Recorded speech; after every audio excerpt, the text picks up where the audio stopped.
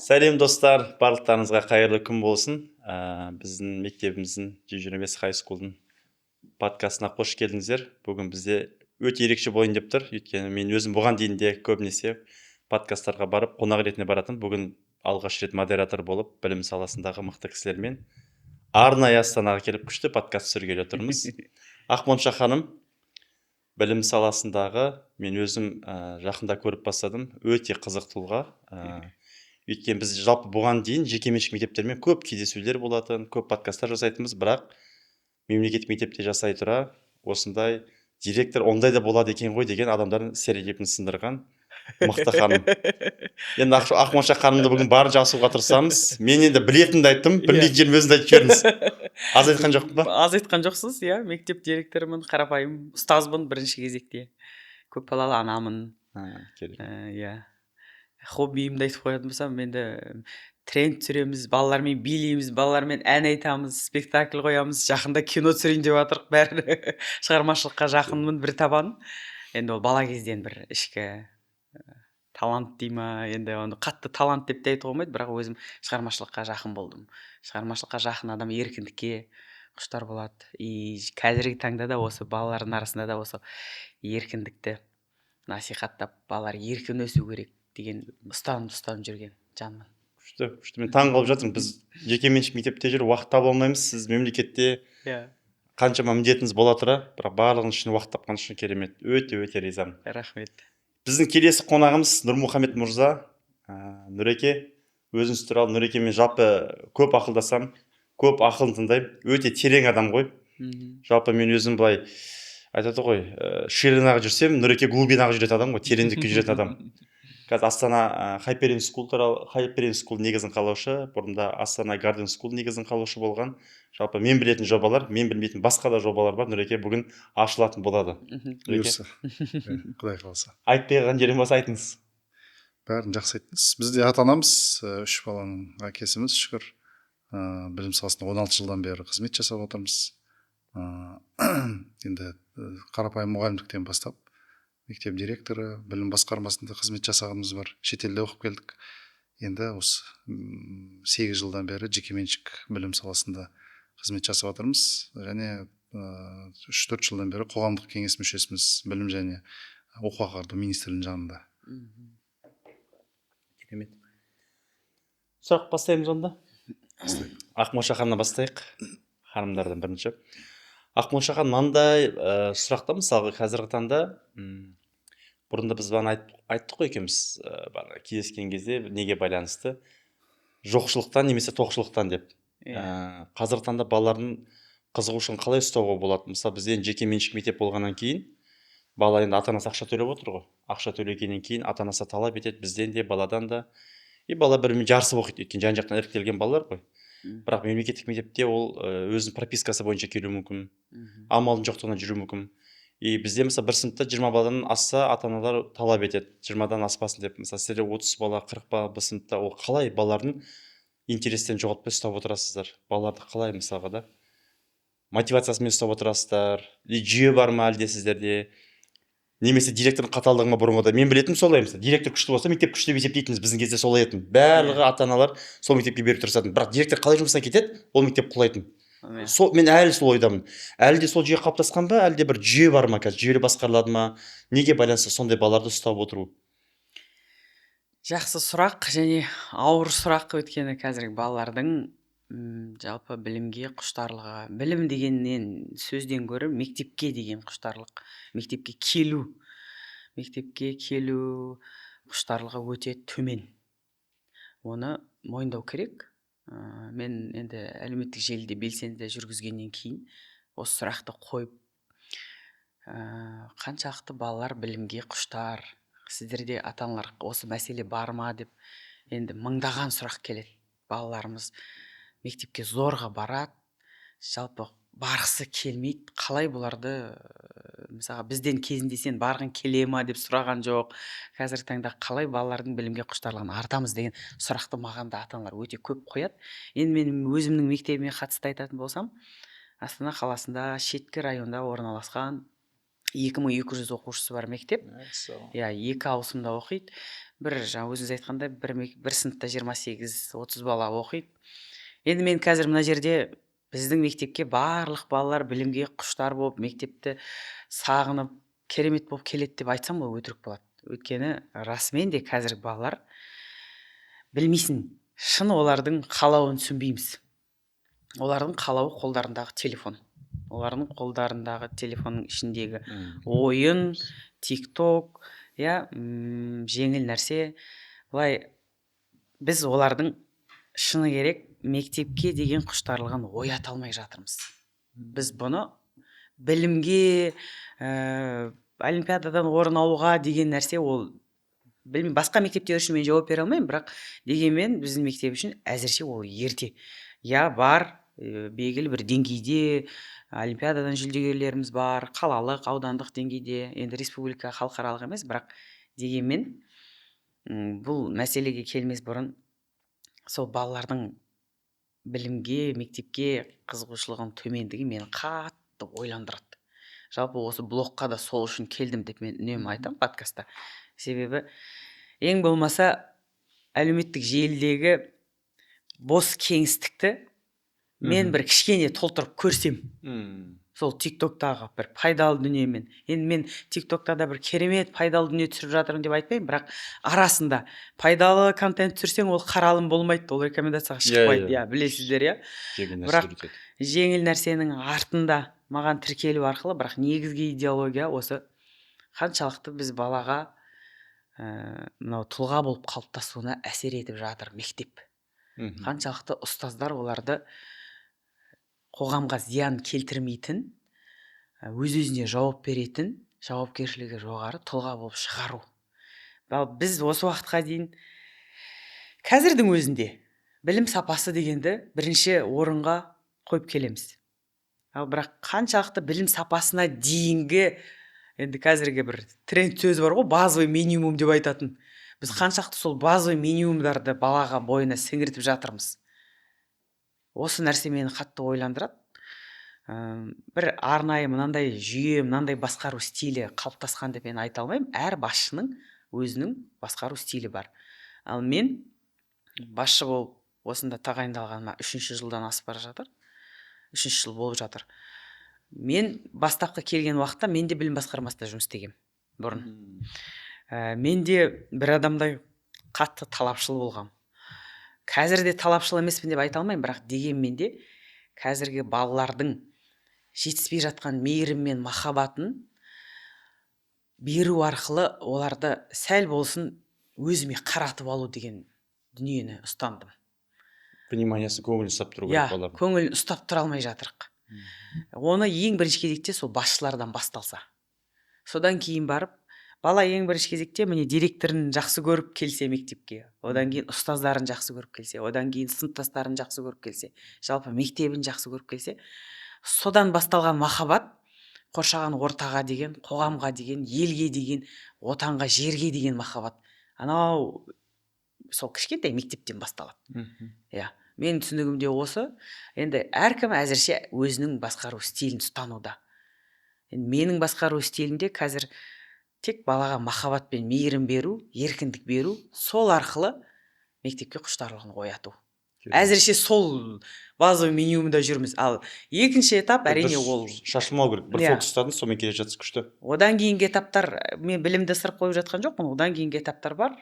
Ол бала өзі түсіну керек та, маған не үшін өз-өзіне жауап беретін тұлға ғой, енді маған не үшін керек, мектеп не үшін керек, мына кітап не үшін оқуым керек деген. Қазір балалар өз-өзіне жауап бере алмайды. Қылмыстың да көбеюі, буллингтің да көбеюі, өте көп мәселелердің көбеюі, балалар өз-өзіне, өзінің іс-әрекетіне өзі жауап бере алмайды. Өте сабырсыз. Енді қарап отыратын болсақ, қазір ажырасу неге көп, неге түрмедегілердің саны артып жатыр, неге зорлық-зомбылық көп, неге суицид көп, буллинг көп деп анау болып кеткен оқиғаны зерделейтін болсақ, айналып қайтадан мектепке келуіміз керек та. Өйткені біз сол балаларға кезінде жеткілікті мән бере алдық па, көңіл бөле алдық па, махаббат бере алдық па, ата-анада және ұстазда деген сұрақтар мазалайды. Соның салдарын қазір татып жатқан сияқтымыз да, біз тартып жатқан сияқтымыз. Рахмет, айтады ғой. мектеп ашуға, мектеп соғуға, мектепке көңіл бөлмесеңдер, ертең түрме соғуға ерінбейсіңдер деп. Өйткені сол жаққа алып барады, өкінішке орай. Рахмет үлкен сұрағыңызға, жауабыңызға өте үлкен рахмет. Нұреке, сіз не ойлайсыз? Жекеменшік мектепте жұмыс жасадыңыз, мемлекетте жасадыңыз, жалпы қай мақпалармен жұмыс жасап жатсыз, не байқайсыз? Қай тұрғыдан? Мен ойлаймын да, бізден балаларда мысалы плюс-минус ұқсайды біздің балалар, мысалға Ақмоша ханымның оқушыларымен 125 оқушылар ұқсайды деп ойлаймын. Бірақ сіздің балаларға жеке көңіл қаттырақ бөлінеді ғой, өзіңіз мектепте, қазір Хайперияда. Соны бір ойыңызды айтып берсеңіз, пікіріңізді, бағанағыдай Ақмоша ханымға қойған сұрақты сізге де қойғым келеді. Қазір балаларды қалай не істесек болады? Бағанағы сұрақ. Енді біздің тәжірибеге сүйенетін болсақ, әрине де ең бірінші кезекте балаларда даму үшін мұқтаждық болу керек. Мұқтаждық. Ең біріншіде әрине де бала даму үшін одан мұқтаждық сезіну керек өз. Егер мұқтаждық болмаса, онда ол жақсы, ол кезде құлшыныс болу керек, өзіміз байқайтынымыз. Енді біз жұмыс жасап жатқан қазіргі оқушылардың көбінесе материалдық мұқтаждықтар жабылғанымен, сол орын енді келесі сатыда құлшыныспен толу қажет еді. Дәл сол құлшыныс болу үшін балада бір өмірлік бір принциптер қалыптасу қажет. Яғни былай айтқанда, бала мектеп жасына дейін үйде дамиды ғой, отбасыда. Сол кезде көбінесе үйде ата-аналар оларға материалдық мұқтаждықтарын жапқанмен, рухани мұқтаждықтарын жабуға мүмкіншілік немесе уақыт, немесе соны маңыздылығын білмей жатады. Соған байланысты балаларда рухани аш болып қалады. Сол рухани аштығын толықтыру өте маңызды болады, және оны ешбір мектеп толықтырып бере алмайды, тек көзіміз соған жетіп отыр. Сондықтан біздің түсінігіміз бойынша өте мектептің жұмысы тығыз отбасымен болу керек. Яғни балалар, ата-аналар бірінші кезекте олар балалардың рухани мұқтаждықтарын жабуы маңызды екенін түсіну керек. Ол мұқтаждықтарымыз деген біз өзіміз екіге бөлеміз. Біреу ол рухани мұқтаждық деген ол махаббат. Махаббаттың екі түрін бөлеміз. Біреу шартты махаббат, біреу шартсыз махаббат. Шартсыз махаббатты көбінесе балалар анасынан алса, шартты махаббатты әкесінен алады. Себебі ана ол бізге мынау қауіпсіздікті, жақындықты, шартсыздықты белгілесе өмірдің. Әке ол шынайы өмірдің моделін көрсетеді. Себебі шынайы өмірде ешбір адамға ештеңе міндетті емес, қоғамда шыққан кезде.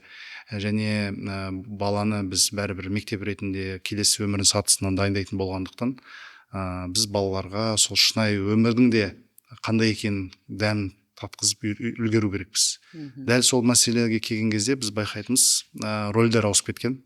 Аналар шартты махаббатты беруге тырысады, әкелер шартсыз махаббатты беруге тырысады көбінде. Ол дегеніміз қалай? Мысалы, үйде бала шартсыз махаббат деген сөз не істесе де балаға қабылдау.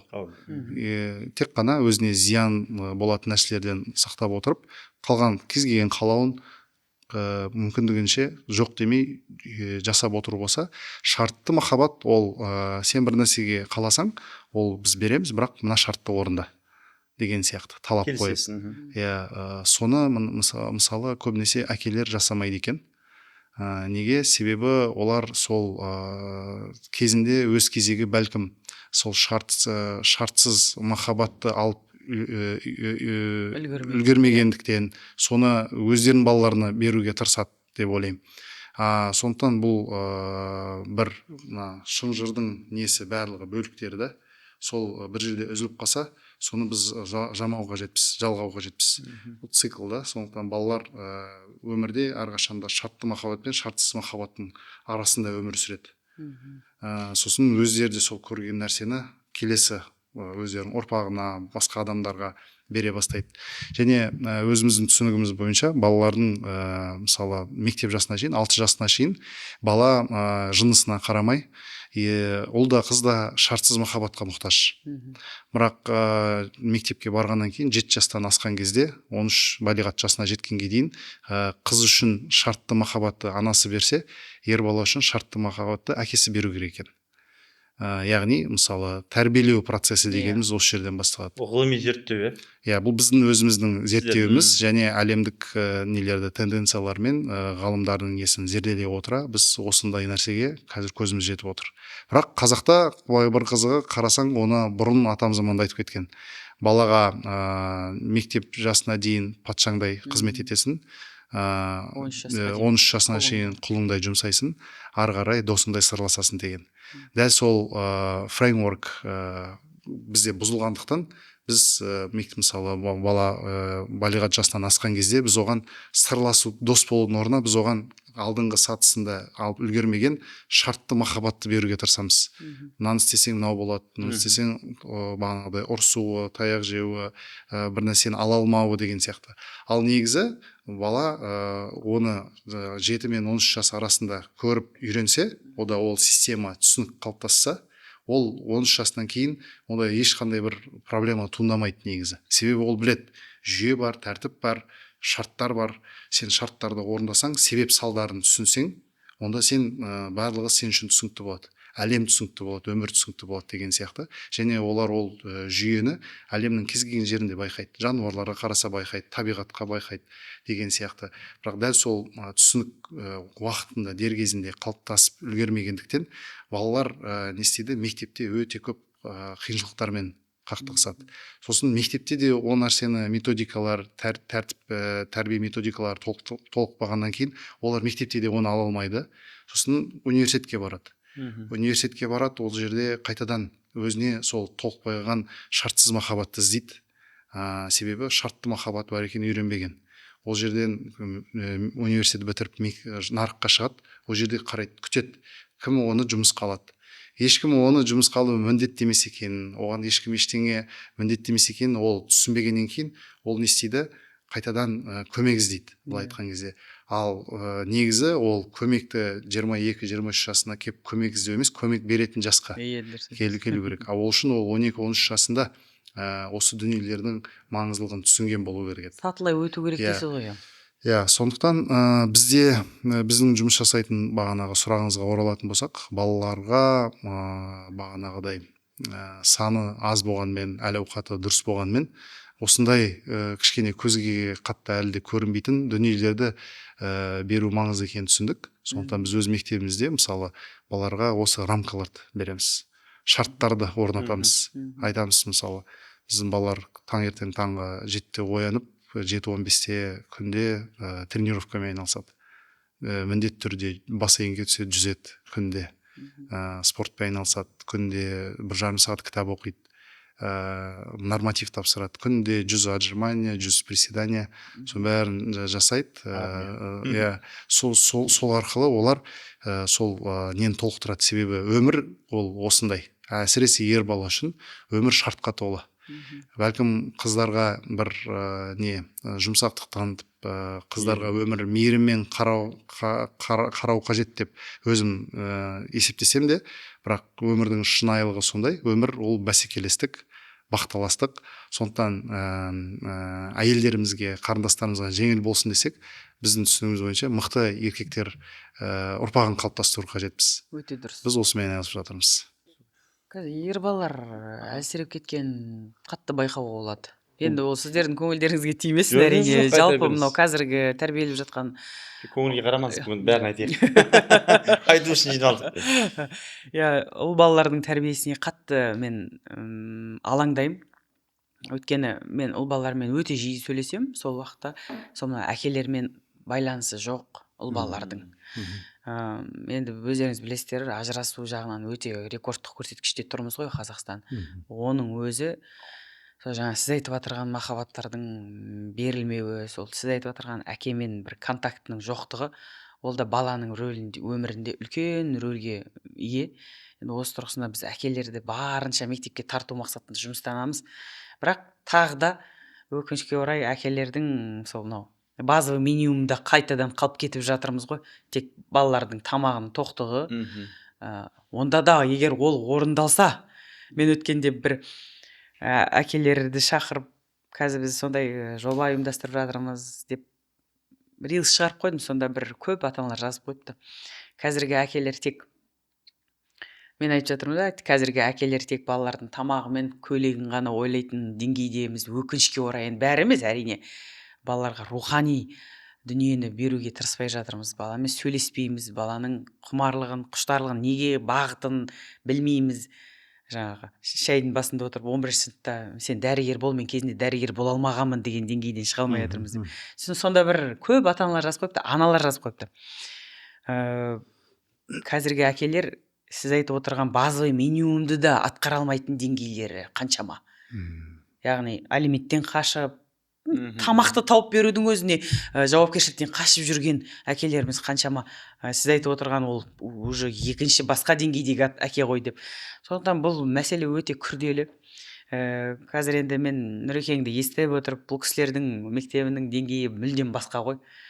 Бізде басқаша. Біз енді мысалы жаңа айтып отырмын, 2200 бала оқыса, соның 700-дей баласы бізде жалғыз басты ана. Ойлаңыз енді, әрбір үшінші бала немесе әкесіз өсіп жатыр. Ол өте үлкен қасірет деп айтуға бола ма бұны? Енді ол толыққанды отбасынан шыққан, қазір тағы да келіспеуі мүмкін, толыққанды отбасынан шыққан балалар болашақта тұлға болып қалыптасуы, қалыптасып та жатады, бірақ дегенмен орнын толтыру керекпіз. Мен өткенде де подкастын Нұрекеңді шақырғам, сонда бұл кісінің бір айтқан сөзі болды. Біздің мектептің ерекшелігі, Hyperion School'дың Нұрекеңнің сөзі ғой, біз сол әкелердің, толмай жатқан әкелердің орнын толтыру деген сіздің сөзіңіз болды ғой. Сол тұрғысынан бізде осы әдіс тәсілді негізі мемлекеттік мектепке де әкелсек дейміз. Бірақ өкінішке орай мемлекеттік мектепте ер адамдардың да пайыздық көрсеткіші төмен ғой, өте төмен. Жоқ. Тек енді дене шынықтыру ағайлары, еңбек, бір физик, бір химик деген сияқты. Бұл жерде толықтырып кетсем болады ма? Бұл жерде маңызды біз өзіміздің қазір түсініп отқан нәрсеміз, мәселе мынада екен да, ер балаға, ер баланың әлемін ер азамат қалыптастырғаны абзал. Әрине. Себебі мағанағыдай, енді ер азамат жоқ жерде мықты әйелдер, мықты аналар оны міндетті түрде қолға алып жасаса, әрине ол жақсы болады ер бала үшін, ер баланың болашағы үшін. Бірақ абзал, яғни абзалырақ, егерде ер баланың тәрбиесімен ер азаматтар, ер тұлғалар айналысса. Және оны айналысқанда да біз өзіміз көргеніміз сөз өтпейді ер балаларға. Тек қана іс өтеді. Жалпы адам ер баланың мысалы өз байқағанымыз, қызға сөз өтеді, ерге іс өтеді. Қыздар бір сөзбен түсінеді, бәрін ұғады. Ер балалар іспен ғана қабылдайды. Визуал ғой олар көбіне. Сондықтан мысалы енді ол дегеніміз, мысалы бір ер азамат сен өсіріп жатсың, айтасың, ол мықты болу керек дейсің. Оны әйел адам сөзбен айтқанмен іспен көрсету қиын болады. Бүйтіп темір терсек көтеріп, атпен шауып, көкпар ойнап, мысалы да күнде азанда бағанағыдай спортпен шұғылданудың өзін ер баланың сол анасына қалай спортпен шұғылданатқанын көруінің өзі бір кішкене ерсі дүние. Келіссеңіздер егер. Келісеміз. Мысалы қыз бала көре берсін. Бірақ ер баланың ол ер азаматтың қалай спортпен айналысып жатқанын көру керек та, мысалы. Ер азаматтың қалай әйелдермен сөйлесіп жатқанын көру керек. Ер азаматтың қалай өзінің балаларына қарым-қатынас жасап жатқанын, сырттағы адамдарға қалай қарым-қатынас жасап, оның бәрін болашақ ер бала, ұл бала, ол ер баланың ересектердің қалай әлеммен қарым-қатынас құрып жатқанын іспен көру керек та.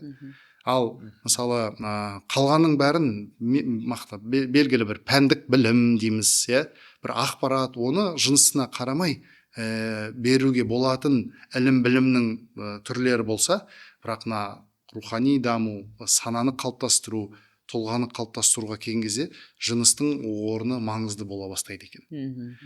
Сондықтан мысалы сіздің кейста бұл жерде не жасауға болады деген маңызды сұрақ қой. Себебі білмеймін, бәлкім көріп отқан кісілердің мектеп әріптестерінің ішінде көбісінде бұл жағдай бар.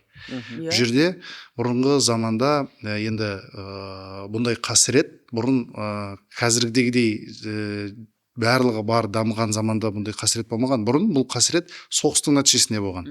Соғысқа ер азаматтар кетті, сол жерде оралмады. Сол кезде осындай әкесіз өсіп жатқан талай балалар. Ол жерде мынау қазақтағы отбасылық, туысқандық, ауылдастық принциптер орын алатын. Яғни бір бала, бір ер бала әкесіз қалды ма, оған бір басқа соның досы, әмеңгерлік.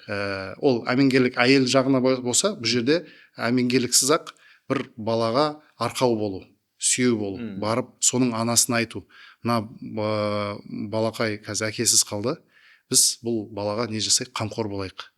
Бұл баланы бізге жіберіп тұрыңыз. Ауылға жіберіп тұрыңыз, жұмысқа жіберіп тұрыңыз. Бірақ бұл жерде мынау былай айтқанда алу беру болу керек та. Қазақта сөз бар, еті сенікі, сүйегі менікі. Ақыры сен бұл баланы өзің қазір тәрбиелеп үлгермейсің ба? Онда бұл жерде сенім керек. Бірақ сенуге тұрарлық басқа ер азаматтар да болу керек. Сонда бұл жерде бәлкім сондай бір бағыттағы бір бастамалардың бір уақыты да келіп қалған шығар. Бір топ ер азаматтар қазір біз көреміз, бизнесмендер, миллиардерлер не істейді, бір жақсы тенденция бар әрине, оның ақша бөледі, қайырымдылық бөледі мысалы да. Оның бәрі жасалып жатыр. Садақа тасталады деген сияқты ғой, мешіттер соғылып жатыр, бір гранттар бөлініп жатыр. Бірақ дәл қазір, дәл мынау қасіретке байланысты ақша көмектеспейді. Жерге тек қана мықты ер азаматтардың уақыты бар, бір жетістікке жеткен ер азаматтардың басқа әкесіз қалып қойған әртүрлі жағдай, сол балаларға уақыт бөлу маңызды.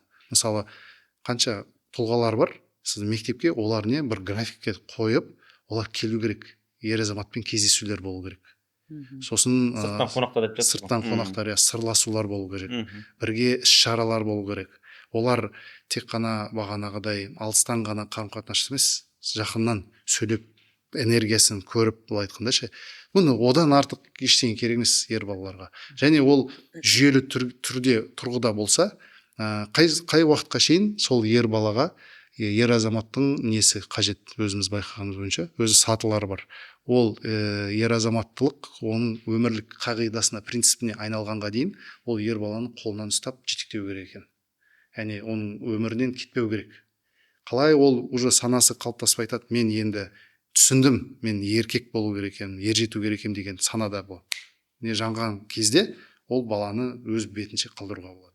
Сепарация дейміз ғой бағанағыдай. Бірақ сол сәтке дейін абзал болады, сол басқа қоғамдағы мықты жігіттер келіп өздерінің нелерін ұсынып, ақша бермек қойсын, ақыл айтпай қойсын, бірақ өздері қалай еркек ретінде өмір сүріп жатыр, сол сырласып, тапсырмалар беріп, жұмыс істетіп деген сияқты бар ғой. Сондай еркек нәрселер жасау керек деп ойлаймын.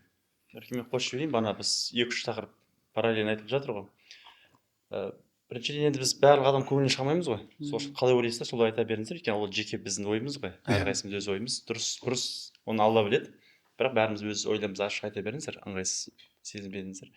Мен бана қатысты ойлаймын да, әке жауапкершілікті алу керек. Ана қыздарға деп айтамыз ғой. Бірақ бір жағынан мынандай нәрсе бар, ер адам жауапкершілікті алады. Егер де ала алмайтындай жағдай болса, әйелдерге де ойлаймын кішкене күйеулерін қабылдау керек шығар деп. Өйткені жолдасының алдына түсіп кете берсе еркек, ол ер адамды қатты шынымен де мен өзім байқағаным, ер адам ол кедергі. Мен өзіме де қатысты айтып жатырмын да. Егер де әйел адам қанағаттанбаса, разы болмаса, кішкентай әкелген дүниене, баламен айналысқан кезде оның разы болмаса, әйел ол по-любому алдыға шығып кетеді. Сондықтан да мен ойлаймын, бұл жерде еркектердің позициясын қолдаймын. Екінші жағы бар, мен әйелдердің позициясын қолдаймын. Қай тұрғыдан? Шын мәнісінде бізде қыздар, мен байқаймын, элементарно қарасақ, балабақшада активистканың бәрі қыздар, мектепте старостың барлық қыздар, сосын грантқа түскен кезде мен байқаймын өзіміз мектебімізде 75-80% қыздар, грантқа түсетін қыздар, болашаққа шетелге түсетіндер қарадық, қыздар көп, барлық жерде қыздар көп. Енді сұрақ, бұл ертең бәрібір де ұзақ мерзімде бір қызмет жасап, бір карьера құрады деп айта алмаймын да, бірақ дегенмен де қыздар кішкентай кезден бастап үлкен жауапкершілік алғандықтан бізде қыздар қазақ қоғамында мощный болып өседі. Оны неге айтып жатырмын? Менің басқа ұлттардағы достарым бар, сол кезде немесе қазақ қыздар басқа ұлтқа шыққан достарым бар да, соны сұраймын. Неге деген кезде қазақтың қыздарына біз қатты таңғаламыз дейді, құрметтейміз дейді. Неге? Қатты талап етпейді, бала босанап, базарға барады, қай жұрттың көңілін табады, бүкіл ауыр жұмыс істейді дейді да. Мен енді Иә. сол басқа ұлттардың пікірін айтып жатырмын. Сондықтан да біз қазақ қыздарына қатты таң қаламыз дейді. Қаншалықты адамдар дейді, бір әйел 7-8 функцияны атқарады дейді. А біздің әйелдер дейді өте қиын дейді. Бала туса да кесаревамен туады дейді. Екі балалар туғысы келмейді, туса да еміздіргенін қаламайды дейді, баланы еміздірмейді дейді. Өте талапшыл дейді, үйленбей жатып шарт қояды дейді да, жанымызды шығарады дейді, аяғымызды бір етке тығып қояды дейді. Сол үшін біз қазақтың әйелдерін қатты таң қаламыз дейді. Шын мәнісінде мен қазір өзім байқаймын, жалпы осы әлемде қарайтын болсақ, Тәжікстан, осы Қырғызстан, Өзбекстан, Қазақстанда осы үрдіс әлі де бар. Даже естіген өзі барлық жақта олай деп айта алмайсың. Сол үшін ойлаймын да, бізде қазақтың әйелдерімен қатты ризамын, шынымен де бар ғой. Барлығын жасайды. Мысалы, ер адам өзі әке шешесінің ішінен шығып, өз әке шешесін түсінбейді.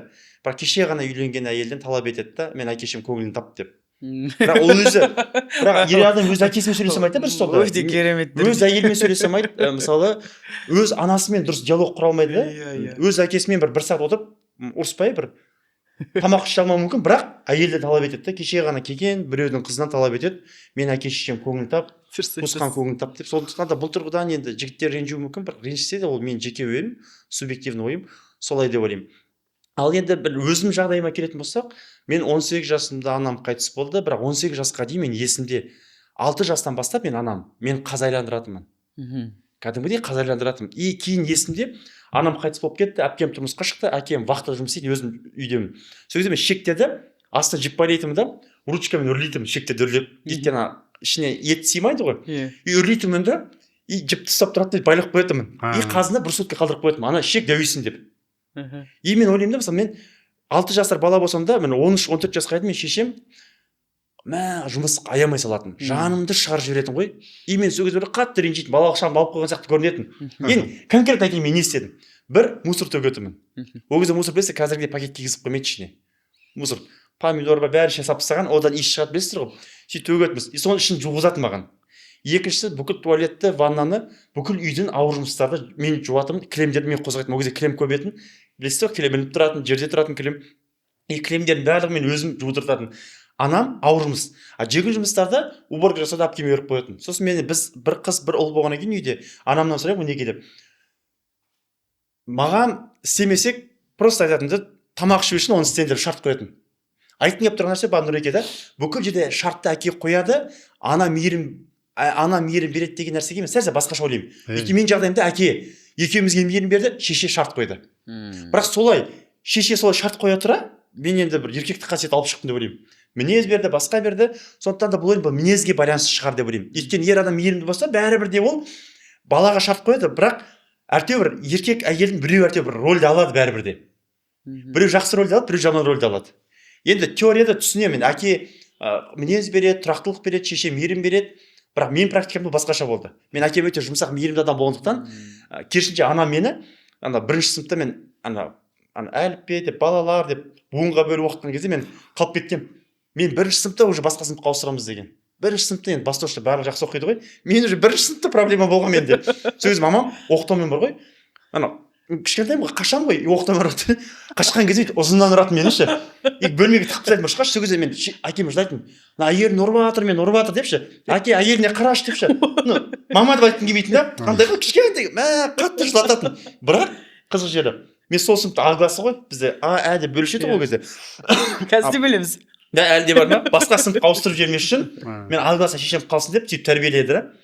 И сол кезде айтып беретін, мусор төктім, қаз айландырдым, сосын мен жыл сайын 18 жасқа дейін ауылға жіберетін. Былай беретін. Уақытылы тамақ берсеңдер болды деп. Болды ғой бір. Жұмыс күші ретінде жіберетін да.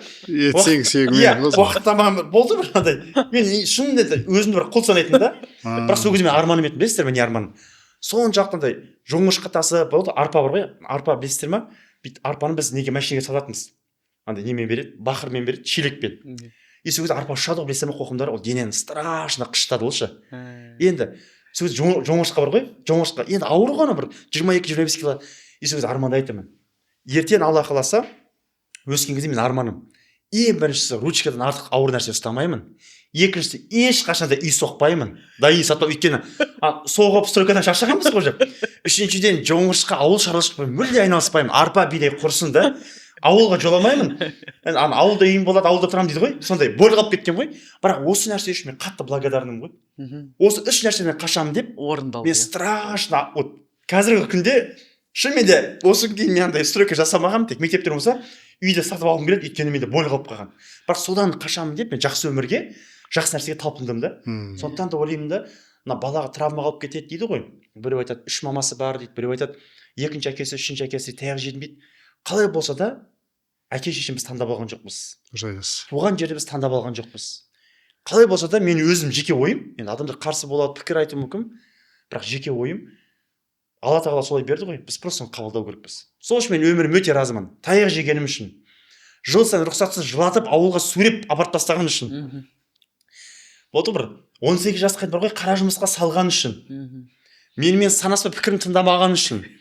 Тіпті 18 жасында анам қайтыс болды, оның да мен үшін жақсылығы болды.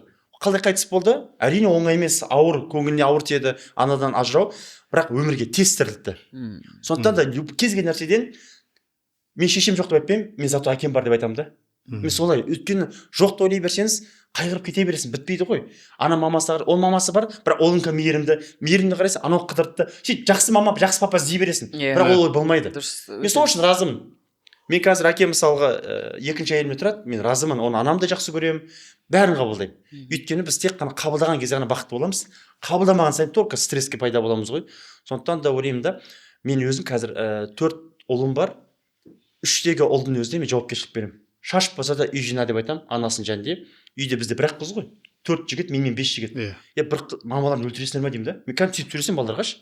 Мен жоқ кезде айтамын, жұмысты бәрін бөліп бер, мусорды, бүкіл жұмысты бала-шаға істетемін. Аямаймын, 9-да 5-те болар, аямаймын. Балаңды аясаң аяма дейді ғой. Мен сол ұстанымдамын. Өйткені шынымен де еркекті еркек қылатын жауапкершілік деп ойлаймын. Сондықтан да мен өзім тобықты түйін сөзімді қысқаша қайырсам, қыздар көп жауапкершілік алғандықтан, кішкентай кезден бастап қыздардың бәрі грузы подъемный жоғарыда қыздарда бізде. Сол үшін қазақтың қыздары мощный болатын себебі сол деп ойлаймын да. Ажырасудың да бір факторы сол ма деп ойлап тұрсыз ғой. Өйткені қыз несі, өйткені қыз ол аз нәрсеге тоймайды ғой. Әкесін көрген, ана бір өзіне бір роль таңдап алған ғой. Лидер болғаннан кейін ол жігіт, ол енді әлсіз жігітпен тұру қиын болады да. Сондықтан да мен өзім ойым 120 мектептерде үнемі айтамын, жігіттерді аямаңдар. Мысалы бізде бір жатақхана бар. Мен сондай заң шығардым да. Ол ауыр тиді. Біз жатақхананы елу бестегі апайдан тазалап жүрген қаламаймын. Жатақхананы қазір олар өздері тазалайды. Жапонияда ма? Иә. Сосын мен киімдерін өздері жуғызамын. Өйткені мен байқадым, жатақхана барсам, сенбі, жексенбі күндері киімдерді өздері жуады балалар. Өйткені тазалық шапалар жоқ қой, демалады. А бес күнде сол кісілер жуғызады. Киімдерді жинап сол кісілер жуғызады да. Бірақ ол киім жуалады ғой. Айтамын, машинканы құртса да, киімін жеп қойса да, не істесе де өздері жусын. Қазіргі таңда мен ұстанамын. Бүкіл жатақхананың жұмысын барлығын, ауыр жұмыстарын олдар жасау керек. Ата-ана қарсы шығады, маған ренжиді, ақша төлеп отырмыз, анау мынау деп айтады, түсінемін. Ол өзінің талабы, ол өзі көрген, енді әркім өзін қалайды ғой. Әркім өзі көрген, сенен көргісі келеді да. Мен айтамын, түсінемін, ешқандай обещание бермеймін, бәрін көңілінен шығу мүмкін емес. Оқытқыңыз келсе балаңызды осыған ыңғайласасыз. Сондықтан да балаларға, именно ер балаларды кішкентай кезден бастап аямай жұмысқа салу керек деген ойдамын. Балаларымды да салып жатырмын, оқушыларымды да салып жатырмын, аямаймын. Керемет деп ойлаймын. Бағана сіз айтып отырсыз ғой, біздікі енді зерттеу тұрғысынан моделдер да, бұл айтылып жатқан әңгіме, бұл балаларға айтылмайды. Бұл сол қазір көзі тірісі ата-аналарға айтылып жатқан әңгіме. Ана мүмкіндігінше ер балаға шартсыз махаббатпен өмір сүріп өткен абзал. Әке баласына шартты өмір сүріп. Ол балаларға. Иә. Қызға керісінше әке шартсыз махаббат беру керек, аналар шартты махаббат беру керек кезең-кезеңмен. Бірақ 13-14 жасына шейін соны үлгердің ба, онда ары қарай балада проблема болмау керек. Себебі бала сол кезеңінде дұрыс мөлшерде, дұрыс форматта алып үлгерген махаббаттың арқасында 13-14-ке шейін тұлға болып қалыптасып қалады. Және бұл да біздің кезіндегі мынау 15-13 жасында хан сайланған бабаларымыздың артында да, арқасында да осы не бар деп ойлаймын да. Бәрін системасымен, жүйесімен дұрыс жасағандықтан. Тез есейіп, тез тұлға болып, өз өмірін өзі жауапкершілік алып өмір сүріп кеткендіктен. Жаңағы ажырасуға байланысты мен келсем, өткені біз расымен де әйел адамдар қазақтың әйелдері өте мықты болып келеді, оған келсем. Қазір шығар осы мынау базовый минимум айфон алып беріп, базовый минимум ресторанға апар деп енді әзіл ретінде. Бірақ мен өз басымда 18 жасымда тұрмысқа шықтым. Қарап арасында ойлаймын да, жастықпен енді өзім қайсар болып, маған жаңа әлсіз болуға болмайды деген бір нені қабылдап алғанмын да өзім бала кезден. Көшбасшы сыныпта да, мектепте де. Жылауға болмайды. Иә, жылауға болмайды. Мен осы жылау дегенде осы былтыр әкем өмірден өткенде бастадым деп айтсам болады. Оған дейін мен үшін жылау бір өте әлсіздік деп қабылдайтын тұғынмын мен. Эмоцияны шығармау. Иә, сөйтсем оны шығарып та тұру керек екен. Сол былтыр әкем өмірден өткеннен кейін қазір көп жылайтын болдым. Айтайын дегенім сол 18 жаста тұрмысқа шықтым. Оқимын. Бала таптым, декретте отырмадым, жұмыс істедім. Мына жерде Астана Арена дегенде бір дача болды, от жағамыз үйде. Енді бастапқы уақыт қой, 2009 жыл. Сонда былай қарап отырсаң, таңертең 7-ден акиматта істеймін. Кешкі 6-ға дейін жұмыс, үйде кішкентай бала, әлі жасқа толмаған. Әркім бағады, бір күн атам келеді, бір ай енем келеді, анам келеді, әкем келеді. Жолдасым жұмыста. Кешке магистратурада оқимын. Түнгі сағат 9-да 10-да келем сабақтан. Пеш жағып, балаларды түнімен анау летний дача ғой. Қарап, қазір осы кезде ойланамын да, расымен бір өте мықтылық деп қабылдаймын, мысалы. Сондай кезден сынып кетпей, я бір ой мен жағдайым жоқ деп біреуге шағым айту деген нәрсе де болмағанда, өткені бір ол нәрсенің уақытша екенін, уақытша қиындық екенін, әрі қарай сен еңбек ете беруің керек екенін, сол баланы өмірге әкелгеннен кейін оны ел қатарына қосу керек екенін түсінесің да. Және де сен жарқын болашаққа қай кезде де сенетін адамбыз ғой өзі. Мен айтамын да, ал қазіргі уақытта көп мен сіңілеріме, інілеріме, жалпы енді өзімнен кейінгі туысқандар бар, мектепте араласатын жас мамандар бар, қараймын ғой. Ондай қиындық көріп жатқан жоқ, бірақ дегенмен соның өзіне шыдағысы келмей. Ой, маған ол бүйдеді, сүйдеді. Мен күйеуім өзі қаталдау кісі негізі. Көп жағдайда маған бағыт бағдар беріп отырады, өзі камераны ұнатпайды, бірақ мынау әйел мықты болғанмен, ер адам одан асып мықты болмаса, расымен ажырасу болатынына мен сенем. Және әйел адам ақша тапса, немесе қоғамда бір орны болса, ер адам одан асып табу керек та. Өкінішке орай қазір ер адамдар не істейді? Иә, бұл көп менен ақша тауып кетті, бұның қызметі, карьера қуды, бүйтті, сөйтті дейді да. Пас дейді ғой, былайша айтқанда, пас беріп түсе қалады да, таңдауды ажырасу деп шешеді. Тырыспайды ер адамдар, өкінішке орай. Қайта сен қуансай, сондай әйел, мықты әйел алғанға қуанып, одан сайын сен талпынсай, иә, намыстан. Одан сайын сен жұмысыңды жақсартуға тырыс, басқа жағын алып, енді бір мәмілеге келу деген нәрсе болмайды да, ер адамдар мен әйел адамның арасында. Және бұл жерде енді тағы да айналып келгенде әйел адамның даналығы деген нәрсе бар. Енді қазақта әйел адам дана болмаса да, ол сол ажырасуға жағдай туындауы мүмкін. Осы орайда өте қызық сұхбат болып жатыр деп ойлаймын. Өте қызық болып жатыр. Мен не деп айттым? Мен не деп айттым? Жалғастырамын деп жатсыз. Өзім байқайтын, біздің қоғамда мынау жас буынға тыңдап отқан нені маңызды. Мен ойымша, осы power dynamics деген термин бар, күш динамикалары. Соны біз кішкене ол ашықтықты, анықтықты талап етеді. Күш динамикасы дегенде кім күшті деген сөз бар ғой.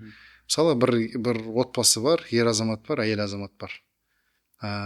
Бизнестің терминологиясы сөйлеп болсақ, бизнеста кім күшті, кім соңында точкасын қояды, кім жауап береді, бәріне сол күштірек болып есептеледі. Бәріне кім жауап беріп шығатын болса, кім тұрып беретін болса деген сияқты ғой. Және қазақта тағы бір жақсы сөз бар, екі қошқардың мүйізі, басы бір қазанға сыймайды. Яғни қазақтың даналығы бір істе бір нақты жауапты болу керек деген сөз да. Бірақ ол жауапты кім болу керек, ол еркін жолмен, таңдаумен болу керек та. Мысалы бір отбасы бар, әйел бар, ер азамат бар. Кім күштірек болса, сол жауапты болу керек. Бірақ кім күшті екенін олар бір-бірін бағана сіз айтқан даналық арқылы түсініп, ұғынып, сол күшті екенін мойындап, солай күшті беру керек та. себебі сол мойындау болмаған кезде қақтығыстар тоқтамайды, бір біріне дәлелдеумен жүреді. Иә, дұрыс айтасыз. Ер азамат бір жағынан күшті болуға немесе ынталанбайды қажеттілігінше, немесе оған ол қатты қызық емес, немесе бұйырмай жатыр белгілі жағдай, денсаулығына байланысты болуы мүмкін. Демек ол дәл сол сәтте ол күшсіздеу, әлсіздеу болып тұр да. Ал әйел адамның сол сәтте керісінше күші көп, мүмкіншіліктері көп болып тұрған болуы мүмкін, денсаулығы мықты, білімді мықты. Онда не істеу керек? Ер адам оның барын қабылдау керек, ашық мойындап. Сосын не істеу керек? Арқа сүйеу керек. Сол арқа сүйеуге дайын болмаған намыс мәселесі бар, эго мәселесі. Сол сәттерде бұл мойындамайды оны, керісінше басуға тырысады, тек қана жыныстық қағидаттарды негізінде жоғарлауға тырысады. Сол кезде бұл әділетсіздік қой. Сен тек қана жынысыңа байланысты үстем бола алмайсың. Сен шынайы, әділетті, адал жолмен бір күшті болуыңа байланысты ғана мойындаласың. Сол болмаған кезде ажырасулар болады екен, мен өзім байқағаным.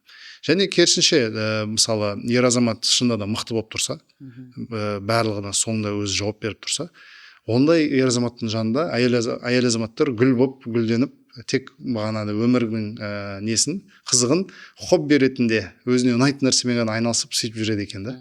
Және сондықтан түбінде мен өзім айтайын дегенім, барлық мәселе сол ер баладан басталып сонымен аяқталып отыр.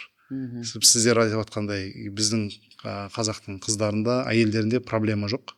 Олар шында да өзінен басынан асып тасып көп қызмет жасап жатыр. Бірақ сол ерлердің кризисін де реттеу ерлермен шешілмейін деп тұр да.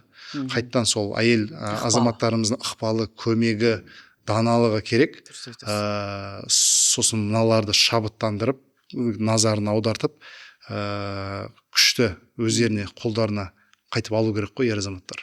Сол кезде баланс орнайтын сияқты. Осы мен қоса кетейін, жолдастарым бар да, мысалы бізде андай қалыптасқан ғой, ер адам басты рөлде болу керек деген сияқты. Бірақ мен кәдімгі достарым ашық айтады, мен энергиям төмен дейді да. Сол үшін маған пысық, еті тірі әйел керек дейді. Сосын ертең үйленгеннен ол әйел пысық болып енді алдына шығып кетеді. Жаңағыда ол кісілер сөзіңізді бөліп кешіріңіз. Теориялық тұрғыдан ер адам әйел адамнан энергия алады дегенде теориялық тұрғыдан оқып зерттеп біліп алған кісілер ғой. Жоқ, мен мынаны айтқым келіп жатыр да. Енді алғаннан кейін әйел энергиясы көп қой. Сосын ертең әйел алдына шығып кетсе, мысалы да уайымдайды да, неге бүйтіп кетті, сөйтіп кетті. Жоқ, просто біз біліп алдық адам. Сосын бұл нәрсемен өте жеңіл қараймын. Бүкіл жалпы айтылады. Бізде исламда да айтылады, қазақтарда да айтылады, ер адам бірінші болған маңызды деп. Бірақ интимный әркім семьясы әртүрлі ғой. Сондықтан да үйленген кезде негізі ер адамдар біз солай. Либо главный рөлді сен өзіне аласың, немесе әйеліне бересің. Ол басына шешілген нәрсе ғой. Сол үшін кейбір жігіттер бар, өзінен де күшті қыз болады. Жан жақта пысық, энергиясы сұмдық. Өмір бақи сол қыздың артына жүреді. Ол керемет те, маған ұнайды. Ол ажырасып жүргенде сол қыздың қажеттілігін өтеймін деп сол жолда жүреді. Ол әйелін де қабылдайды. Өйткені үйленген кезде сол мақсатта үйленді ғой. Энергиясы көп болса да оны қабылдады. Сол үшін ойлаймын, мен өте жеңіл қабылдаймын. Бағанағы Нұреке айтқандағыдай, главный роль шешіп алу керек. Болды ғой, технический момент қой. Ал енді үйде сыртта енді андай әйелдер бар ғой, ақылды. Отағасы бәрін шешеді дейді ғой. Ол даналық. Отағасы шешеді дейді, күйеуін бәрін, бірақ біз бәрін түсініп тұрамыз да оны. Бүкіл нәрсені әйел шешкен, анда айтады дейді ғой әйелдер. Үйге барып, екеуміз ақылдасып, мен шешетін мәселе болып тұр деп ше. Ештеңе шешпейсің деген сөз ғой. Айтады екен да, екеуміз ақылдасып, мен шешетін болып тұр деп ше. Бірақ риза болатынын білдірмейді, түр бермеу. Отырған кезде күшті да, андай тілек беріп, отағасы не дейді екенін біз бара аламыз да білмейміз, отағасын сұрайық дейді да, таң қаласың, ана елде ондай күтпейсің. Бірақ рөлдер ең бастысы сол үшін ойлаймын да, келісіп алу керек. Болды. Келіссе болды ғой. Ең бастысы семьяны сақтап қалу керек деп ойлаймын. Дұрыс айтасыз. Ең бастысы отбасын сақтау қазір. Және сол дәндері, осы түсініктің ол мектеп қабырғасынан қалыптасады да. Отбасынан қалыптасады. Мысалы, біз ер балаларға айту керекпіз да, сен тек қана еркек болып туылған үшін сен үстем бола алмайсың. Сен еркек болып туылдың, сенде үстемдік табиғи жолмен физикалық тұрғыдан берілген. Сенің бұлшық еттерің күштірек, сүйектерің күштірек, салмағың үлкенірек, және бағанағыдай сене көп ауыртпашылықтарға шыдай аласың. Бірақ ол үстемдік саған жаратылысыңнан берілгенімен іс жүзінде оны сен өзің еңбегіңмен ерік жігеріңмен күшейтпесең, ол бар потенциал ашылмаса, онда сен тек қана еркекпін деп үстем бола алмайсың. Сен ешкім мойындамайды, керісінше ұятқа қаласың деген сияқты. Сондықтан бізде мына көбінесе феминизмдің да тіпті болып жатқандағы артындағы себеп не? Әділетсіздік қой. Ер азаматтардың қауымы өздерін мысалы лайық болмай тұра өздерін лайық санауы, күшті болмай тұра күшті санауы деген сияқты ше. Егер де әділетті жолмен жарыстың негізінде, андай әділетті адал жарыстың негізінде мықтылығын дәлелдей тұра сол жерге келсе, сол позицияға, әйел адамдар мен ойымша оны қабылдайды. Оп-оңай махаббатпен, қуанышпен қабылдайды. Себебі күшті адамның тағы да маңызды бір қасиеті ол әділетті болу керек. Әрине. Әлсіз адам бағанағыдай адал болу керек дейді, мықты адам әділ болу керек дейді. Себебі мықтыға әділдік жарасады, әлсіз адамға адалдық жарасады. Кімнің сөзі? Авторский ғой. Сіздікі ма? Әдемі. Жоқ, әдемі де мағынасы терең негізі. Шынымен дұрыс айтады. Өйткені ана мықты адамда не болады ғой, билік болады ғой, жауапкершілік көп қой. Сол үшін әділетті болу маңызды. Дұрыс айтасыз өте. Енді мынандай бір сұрақ туындап тұр. Қазіргі балалар бар ғой, Нұрке, Z поколение дейді, балалар қабылдаймайды дейді. Бірақ енді сұрақ менде, Z болсын, альфа болсын, вопрос, қазіргі мектеп балаларын біз неге адамдар көп жамандай береді? Қазіргі балалардың памяті ұстамайды, тикток мышление болып кеткен деп айтады ғой. Бірақ ол балалардың да ол нәрсе біз пайдалану керекпіз ғой, қабылдау керекпіз ғой. И осы тұрғыда мысалы мен бір лайфхакпен бөлісе кетейін. Мен өзім мектеп директор болған кезде әлі де мектептерді аралаймыз ғой. 17 мектебімізді аралаған кезде мен балаларға өтініш жаздыртамын. Андай еркін форматта бәрін таратып беремін, директор болса не істер едің деп. Сол кезде мамам жазып береді балалар. Кезінде директор болсам сіз сияқты кабинетте көп отырмайтын едім. Көп ұрса бермейтін едім. Сіз бар кезде мектепте күшті, сіз жоқ кезде апайларымыздың бәрі қарасылап онда жүреді. Сол үшін сыртқа бір машина алып қойсаңыз дейді, тағы да осындай. Өйткені ол мен машинамен байқайды екен да, сыртта тұрғанымда тұрмағанымды. И маған айтып жатыр, тағы да осындай машина есікке қойып қойыңыз дейді да. Сізді бар деп ойласын. И мен оқушылардан көп нәрсе үйрендім. Неге? Өйткені олар мен бүкіл мектептегі проблемаларды, мен де проблемаларды айтып беретін да. И қазіргі балалармен санассам, мысалы қазіргі таңда маған балалар осы бүгінгі күнде логотиптер, мысалы мектепке дизайн бойынша, идея бойынша, пән қосу бойынша балалар маған күшті идея айтады. И сосын біз сырттан хореограф жалдамаймыз. Мен іштегі балаларға билейтін қыздар балалар бар ғой, солар ақшасын төлеп 25 майға солар дайындайды. И бүкіл нәрсені іштен алуға тырысамын. Өйткені менің мақсатым кәсіпкер ретінде адамдардың қазірден бастап, кішкентай кезден бастап тек ақша табу емес мақсат. Өз күнін өзің көргенін қалаймын. И И сол үшін де біздің мектептеріміздің барлығында 9-шы сыныптар, 10-шы, 11-шы сыныптар СМ болып жұмыс жасайды. И біз оларға 30-40-50 мың теңге айлық төлейміз. Іштегі балалар жұмыс жасайды. Неге? Өйткені олар бүкіл қыр-сырды біледі, бүкіл аккаунтты беріп қойғанбыз, өздері влог жүргізеді. И сол қызығырақ сырттан бір влог. Олар оны ақша үшін жасамайды ғой, шынайы жасайды. Сосын әріптестерге айтамын да, мысалы, оларға грант бермеңдер. Өйткені, мысалы, айына бір 70 мың төлеп отырса, грант ретінде бере салсақ, қызық ата-анасын көреді, баласы сезбей қалады ғой. Сол үшін біз оны ақшамен береміз. Дұрыс. Оны ата-анасы грант айтпаймыз. Ақша айлық алған кезде біз жауапкершілік талап етеміз да. И сол кезде түсінгенім не? Осы күнде 125-тің қатты дамуына әсер еткен, мен мойындаймын, 60% осы оқушылар деп есептеймін. Неге? Өйткені сұмдық. Маған бүйтіп айтатын, директор заводтар көп ұрса бермесе, біз сондай бөл қалып қалған.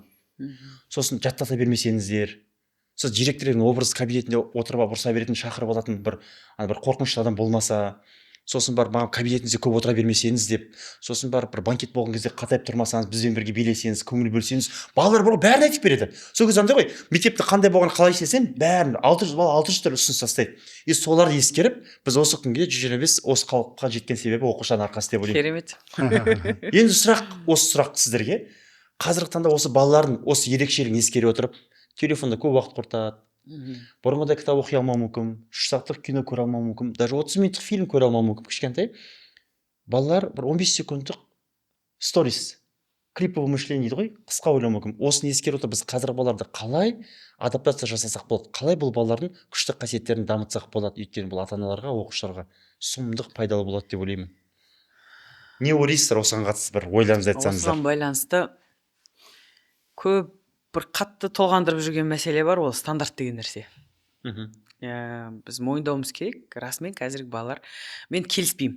Қазіргі балалар бәрі телефонға кіріп кетті, бірақ қазіргі балалар біз сияқты емес, олар ақмақ, олар айтып жатады ғой енді жаңағы төмен деңгейде көзқарас қалыптасқан ғой Деп, қазір сондай, альфа ұрпағына шыдамсыз деп келісетін тұстар да бар, бірақ мен үнемі айтам, олар бізден ақылдырақ, бізден көбірек білет, бізден көбірек білуге тырысады, олар кругозоры да жоғары.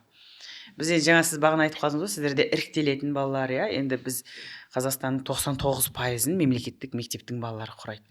Бірақ бізде іріктелмей келсе де балаларын мен ақымақ деп айтпаймын. Олар өте ақылды. Тек бізде өкінішке орай мемлекеттік мектептерде біз санаспаймыз. Мысалы сіз санасасыз ғой, сіз тыңдадыңыз, сіз соған қарай бір шешім шығарып мектептің дамуына. Ал біз көп жағдайда енді мен өзімде осы өзгеріске ұшырап, енді жаңағындай санасы, баланың ойын тыңдап, баланың жаңағы сіз айтып отырған SMM, сіз айтып отырған хореограф дегендерді енді мектепте мен сол практиканы қолданып бастап жатырмыз. Бірақ ол сіздікіндей жүріп кетпейді мемлекеттік мектепте. Себебі мен қазір егер бір 2-3 баланы хореограф қылып қоятын болсам, ақшасын енді біріншіден ақша төлеу деген бізде бәрі мемлекеттік мекемеде ол қарастырылмаған ғой, енді балаға тек айлық жүзінде.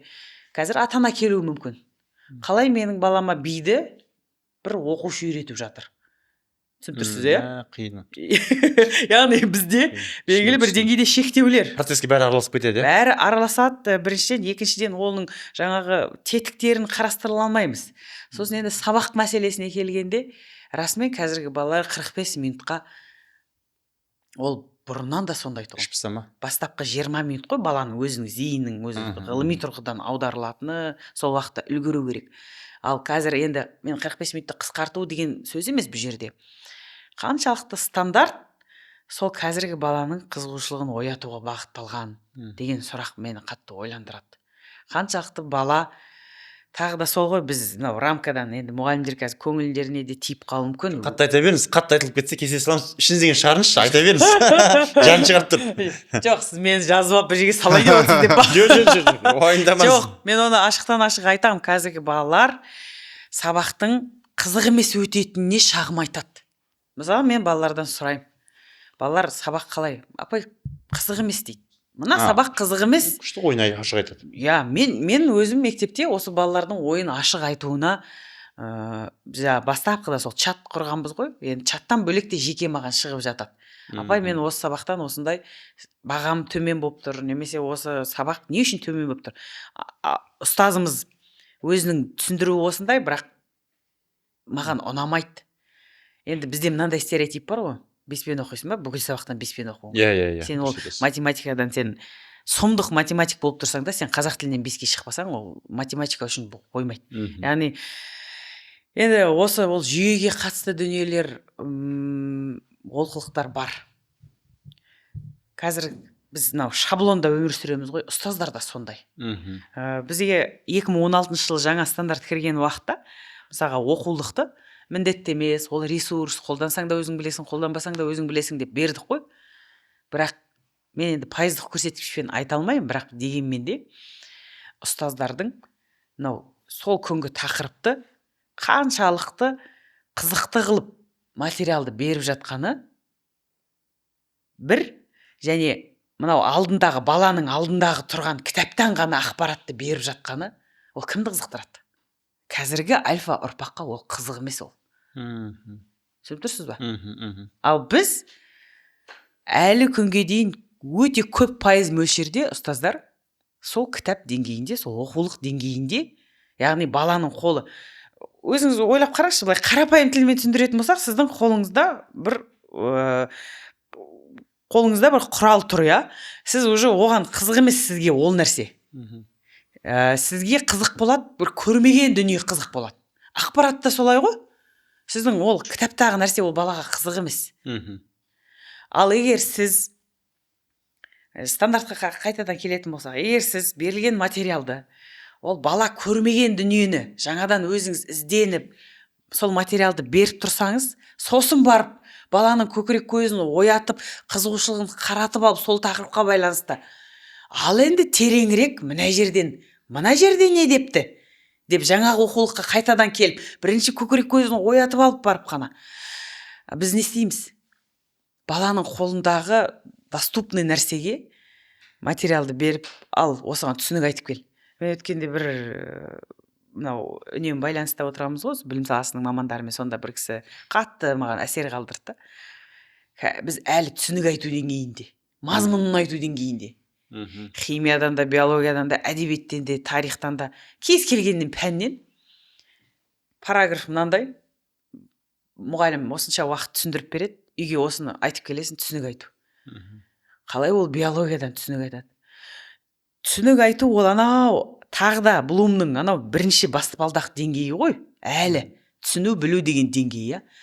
Біз баланы әрі анализ жасауға, әлі ол қазір чат GPT деген, жасанды интеллект деген дәуірде келді ғой, енді басталды. Біз оны бірден кең қолданысқа алып кеттік. Кез келген тақырыптан, міне тақырыпты жазып, осыған байланысты ойыңды айтып бер десең, сол бойынша бала айтып беруі мүмкін. Бірақ ол жасанды интеллектіні тағы да біз қалай қолданып жатырмыз. Қаншалықты баланы жасанды интеллектті сапалы қолдануға дайындап жатырмыз. Уже мен қазір ұстаздарға мынаны айтқым келеді, осы сәтті пайдаланып. Біз жасанды интеллектіні қолданба деген қарсылықты, немесе TikTokты қолданба, Инстаграмды қолданба деген қарсылықпен баланы тәрбиелей алмаймыз. Ол қолданба десең қолданады, керісінше ерегіседі. Қазіргі ұрпақтың бір қасиеті, олар ерегіседі. Оларға басқа подход керек. Жасанды интеллектіні қолдан, TikTokты қолдан, сабақта да қолдансын. Бірақ сол күнгі тақырыпта жасанды интеллект не айтып тұр? Сенің жасанды интеллектің не айтып тұр? Ал осы жерде сен қалай ойлайсың? Енді оны жасап тұрған робот қой. Енді ақпарат әлеміндегі роботтардың құрастырып тұрған. Сенің ойың, пайымдауың қалай осыда? Оқулық не деп тұр? Ал мен не айтам? Осыған анализ жасап талдайықшы. Ал функционал сауаттылықты іске асатын болсақ, ал өмірде ол мәселе қалай? Деген сияқты нәрселермен біз баланы ойландырып жібере алмаймыз да. Біз баланы тағы да сол жаттанды білімнен әлі күнге дейін біз шыға алмай жатырмыз десек, мен артық айтпаймын. Бала жаттанды білім. Енді білмеймін, ол сіздердің мектептеріңізде мүмкін менің әңгімем біртүрлі анау баяғы ғасырда қалып қойған сияқты болып тұрған шығар, бірақ басым көпшілігінде әлі күнге дейін мемлекеттік мектептерде жаттанды білім. Балаға үй тапсырмасын бересің, параграфты оқып келеді, ол саған мазмұнын айтып келсе, мұғалім қуанып балын қойып береді жоғары деңгейде. Ал енді ол деңгейдегі балаға қазір жасанды интеллект ол қас болып кеп тұр да. Түсініп тұрсыз ба? Қас, дұшпан ол. Сол үшін де қазір біз жасанды интеллектке қарсы болып жатыр мектептің мұғалімдері. Мен айтам, ол біз өмірді қиындатпауымыз керек, жасанды интеллектінде құшақ жая қарсы алуымыз керек та, қуана. Рахат қой, ол дайын. Бірақ әрі қарай ол бала ойланатындай деңгейге жеткізетін кім? Талдау деңгейіне жеткізетін кім? Қызықтыру керек кім? Ұстаз. Жасанды интеллектіні қолдан. Бірақ оны сараптау, анализ жасау, талдау деңгейіне, ойлану деңгейі ғой. Біз ойландыра алмай жатырмыз да балаларға. Ойландыра алмаймыз біз. Осы нәрсе мені ойландырады. Ойландыра алмайтын себебі ол енді бұрыннан қалыптасқанда дүние шығар, біз балалар еркін емес қой. Енді тағы да ол сіздің балаларыңызға қатысты болмауы мүмкін. Мен басқаратын мектеп. Жалпы қазақ балалары туралы Жалпы қазақ балалары деп айтайықшы. Жалпы қазақ балалары еркін емес. Ал енді қазір кішкене мынау ақпараттық, әлеуметтік осы заман туындаған уақытта кішкене бас көтеріп, өзінің қорғай алатын, өзінің ойын ашық айта алатын балаларды біз ойбай біздің кезімізде біз мұғалімге қарсы шықпайтын ек. Ойбай біздің кезімізде сөйтпейтін ек. Бұлар қазір бірдеңе айтсаң бірдеңе айтады деп ашық, өзінің ойын демократиялық тұрғыда жеткізгісі келетін баланы біз басуға тырысамыз. Ал ол жақсы емес. Бала ойын қате айтсын, дұрыс айтсын, бұрыс айтсын, бала ойын ашық айту керек. Бірінші кезекте. Біз не істейміз? Тағы да жаңағы үстемдік, ұстаз бен мұғалімнің арасындағы шекараны қалай да сақтау керек деген. Ол сақталады. Бірақ ол жаңағыдай үстемдікпен сақталмау керек та ол. Түсіп тұрсыз ба? Ол егер баланы біз ойын ашық тыңдай алатын болсақ, ол баланы сыйластыққа үйрете алатын болсақ, ол баланы жауапкершілікке үйрете алатын болсақ, ол бәрібір де бала қалай болғанда да сақтайды. Ал егер біз жоқ, мен ұстазбын, сондықтан ғана сен мені, жаңа сіз айтып өткен әйел мен еркек деген айттыңыз ғой, сол сияқты мен ұстазбын, сол ұстаз болғандықтан ғана сен мені сыйлауға тиістісің деген тенденция, ол мүлдем қате. Әділетсіздік. Ол әділетсіздік болады. Иә. Ал өкінішке орай көп ұстаздар осы нәрсені ұстайды да. Мен айтам да, сіз балағымен балаша ойнаңызшы. Баламен балаша қуанышшы, киноға барыңызшы. Дос болыңызшы. Сіз шынайы махаббатқа ие болып сыйластыққа, сондай ұстаздықты, сыйластық пен ұстаздық рөлін деңгейін жоғарылатсаңыз, бір ол қарым-қатынасқа байланысты, ал екінші, сіз енді жаңағы баланың қолында тұрған оқулықтағы материалды бере салып емес, өзіңіз іздену арқылы, өзіңіз неше түрлі қызықты қылып сабақты өткізу арқылы баланың махаббатына, пәнді кәсіби ұстаздыққа, яғни екі жолмен, біреуі қарым-қатынас тұрғысынан ұстаздықтың рөлін және кәсіби тұрғыдан баланы пәнге қызықтыру арқылы. Осы тұрғыдан сіз ұстаз деңгейін көтерсеңіз, бітті, сізден артық адам жоқ, тұлға жоқ. Сізден артық кәсіби маман жоқ. Өкінішке орай, осы нәрсе бізде ақсап тұр. Қазір енді мен бұл нәрсе қатты белең алып кетсе, маған ұстаздар айтуы мүмкін, мынау өзі мұғалім болып біздің жанымызды түсінбейді. Неге қазір осындай, енді айтайын ба, 50-50 ұстаздық жолда адасып жүрген адамдар көп. Мәселе осыда да бар. Түсінесіз? Тұрақты жұмыс грант үшін түсіп кеткен ол кезінде. Иә, осындай кісілер көп та, айналып келгенде. Білесіз ба неге? Иә. Негізі сіз айтып отқан балалардың еркіндігінің тежелуі, еркіндігінен айырылуы, ол дәл сол ұстаздармен басталып, ұстаздармен аяқталады екен. Және ол мектепте емес, балабақшада басталады екен. Неге? Себебі дәл балабақша ол баланың сыртқы өмірде көретін ең алғашқы бағанағы күш динамикаларының ортасы екен. Себебі күш динамикасы қай жерде пайда болады? Әлсізбен күшті бір кеңістікте өмір сүрген шарттарда осы күш динамикалар пайда болады екен. Балабақшада мысалы не? Бала ол әлсіз позициясында, тәрбиеші күшті позициясында.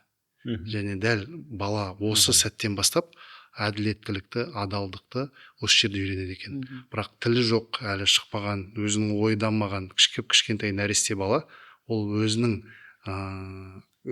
қарым-қатынасын қалай реттейді? Ол толықтай өзінің ортасын қадағалап басқарып отқан күшті, бірақ білімсіз бәлкім, бірақ махаббатсыз, жансыз тәрбиешіге толықтай мұқтаж. Сондықтан тәрбиешіге мұғалім деп тұрсыз. Балабақшадағы тәрбиешілер. Иә. Сондықтан біз балаларымызды балабақшаға берген кезде, біз толықтай оларды осы болашағын, көз қарасын, еркіндігін қалыптастырып жатқан ортаға деп беру керек екенбіз. Себебі нашар балабақшаларда нашар тәрбиешілер, әділетсіз тәрбиешілер, олар не істейді? Әділетсіздігін жасыруға тырысады. Кез келген қоғамда күшті мен әлсіздің арасында күшті әділетсіздік жасаған кезде не істейді? Өзінің әділетсіздігін қалай әдемілеп, СМИ арқылы, популизм арқылы, пиар арқылы өзін әдемі қылып көрсетуге қалай тырысса, дәл соның кішкентай көрінісін балабақшадағы әділетсіз тәрбиеші тура сол жасауға тырысады. Оның мақсаты, кез келген әділетсіз күштінің мақсаты өзінің әділетсіздігін жасыру. Және олар не істейді? Балабақшадағы балаларға айтады: сен балабақшада болып жатқан нәрсені айтпа. Ол жердегі болған нәрсе осы жерде қалу керек. Мынаны ұрдым ба, оны кешіре сал. Мынау битті ма, кешіре сал деп өзіне әділетсіздікті орнатуға сөзіңізді бөлейінші. Мен өзім балабақшада да меңгеруші болып жұмыс істегенмін. Балабақша деген ол енді бөлек әлем. Ол бөлек әлем. Мен қазір кішкентай ғана балабақшада жұмыс істедім, бірақ сол балабақшадағы стресспен қазіргі стресс екеуі екі түрлі. Өйткені ана жерде баланың қауіпсіздігі, өмірі, әсіресе мынау енді ата-ана бала кішкентай кезде қатты өбектейді, қамқор сағат, заинтересованный болады ғой. Бала өсе келе ғой. Мысалы бастауыш сыныпта да солай, ата ана белсенді болады. Мектепте жиналыста 90% ата ана толтырып отырады. Одан 5-ші жаста ата ананы ұстай алмай қаласың ғой, таба алмайсың. Сол сияқты балабақшада әділетсіз тәрбиешілерді әділетсіз болуына, тәрбиешілердің әділетсіз болуына 80% ата аналар мүмкіншілік бермейді. Мен енді келіспеуіңізге болады, бірақ балабақшада тәрбиеші болып жұмыс істеу Қазақстанда енді бар ғой, ол қиынның қиыны. Түсінесіз ба? Өте. Мемлекеттік бақшада Мен мемлекеттік балабақшада 2 жыл тәрбиеші, меңгеруші болып жұмыс жасадым. Кішкентай балабақшада. Енді ауыр. Біріншіден, енді ақшаға айтпағым келеді, бірақ дегенмен де ол жасап жүрген еңбектеріне айлықтары мүлдем татымайды. Біріншіден. Мен енді қазір білмеймін, бұрынғы уақытта сондай болды. Екіншіден, әр балабақшада ойлай беріңіз 30 бала. Сіз көз алдыңызға елестетіңізші, 2 жасар 30 бала. Үйдегі 2 бала болса, 2 жасар, мысалы, егіз баласы бар ата-аналар, олар қалай өмір сүреді? Егіз болмай-ақ біз жынды отыр. Егіз болмай, 1 бала болса да, сіз күндіз түні. Енді көз алдыңызға елестетіңіз. Көп балалар жаңағыда инклюзия сыныптары деген қазір белең алуда, топтары. Яғни 1 баланың қолынан ұрып қойса, бірден үйіне барады, оны айтып барады, ол ертесіне үлкен дау. Сен мына жақтағы 30 баланың мәселесі қалады, анау тәрбиеші жаңағы болған чыпымен жүреді да. Ал ол әділетті тәрбиеші болу үшін ата-ана, жаңағы 30 баланың ата-анасы тәрбиешіге болысу керек та, соның жанын түсіну керек, түсінесіз ба? Нұрмұхамед мырза, сіз мені түсінбеуіңіз мүмкін, бірақ мен өзім басымнан кешкен адам ретінде айтам, ана кісілер зомби сияқты болып қалған ғой, робот сияқты. Бүгінгі күнім тыныш өтсе, 1 баланы соқпаса деген сияқты сондай үлкен стресте. Ол мемлекеттік балабақшалардың бұл үлкен проблемасы. Бұл жерде қарастыру керек, ол біз мүмкін... Мақау бала бір-бірін тиістесе, оған разборка жасайды ғой ата-ана, иә? Мақау бала ғой, не істейсің оған? Ол енді бала ғой, бір-бірімен төбелеседі, басынан ойыншықпен қойып қалады мысалы. Бір жерін кішкене сызып кетеді. Бірақ сол тәрбиеші кінәлі болады да. Қанша тәрбиешілер, енді қазір енді екінші жақ тұсы бар. Тәрбиешілер ұрып соғу, сен сөйлеме, бүйтпе, былай отыр деп қатырып қоятын тәрбиешілер бар. Бірақ өйтпеске амал жоқ. Бұл жердегі мемлекеттік балабақшадағы балалардың саны және оларға жасалатын жағдай деген нәрсе бар. Вот мен сізбен толықтай келсем. Және бұл жерде мен оның артындағы осыған алып келіп отқан себеп салдарын әлі ол жағына өткен жоқпын. Мен тек қана дәл қазіргі сәтте ата-аналар балаларын толық азынан кешке шейін балабақшаға, ұйықтайтын балабақшаға берген кезде олар бағанағы еркіндігінен сол сәттен бастап айырылу қаупі бар деп айтқым келеді. Себебі бағанағы бір сыныптың ішінде сен 100 жерден камера ғой, бәрібір бала толықтай әлсіз тұлға ретінде күшті тәрбиешіге тәуелді екенін айтқым келіп отыр. Және тәрбиеші сол жерде мектепте бала кішкене есі кірген, тілі бар, бір нәрсе болмай жатса айтып бара алады ғой. Иә. Бірақ мәселе неде, неге мектеп жасындағы балалар айтпайды? Ол сол жердегі мұғалімдер айтқызбағаннан емес. Ол айтпауды балабақша кезінде үйреніп келеді дейсіз ба? Үйреніп келеді.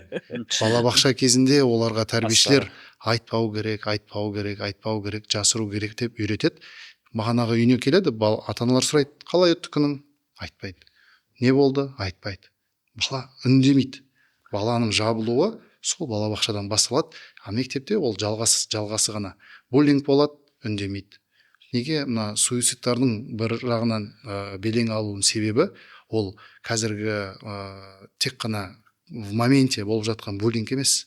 Ол балалардың ата-анасымен ішкі проблемаларын бөле салмауының нәтижесі. А ол нәтиже бір күнде келген жоқ, анау балабақшада басталды дегенге отыр. Сондықтан да бұл жердегі мен ойым, айтпағым, бұл жерде белгілі бір барлығына топырақ шашып кінәлауда емес, жүйелі проблемалар бар. Жүйеде ой. Жүйелі проблемалар бар. Жақсы тәрбиешілер болса да, нашар әлсіз тәрбиешілер де жүйеде бар. Сіз айтқандай, үш мұғалімнің біреуі не үшін білім саласында жүрген өзі білмейді деген сияқты. Мен ойымша балабақша деңгейінде ол тіпті одан да үлкен.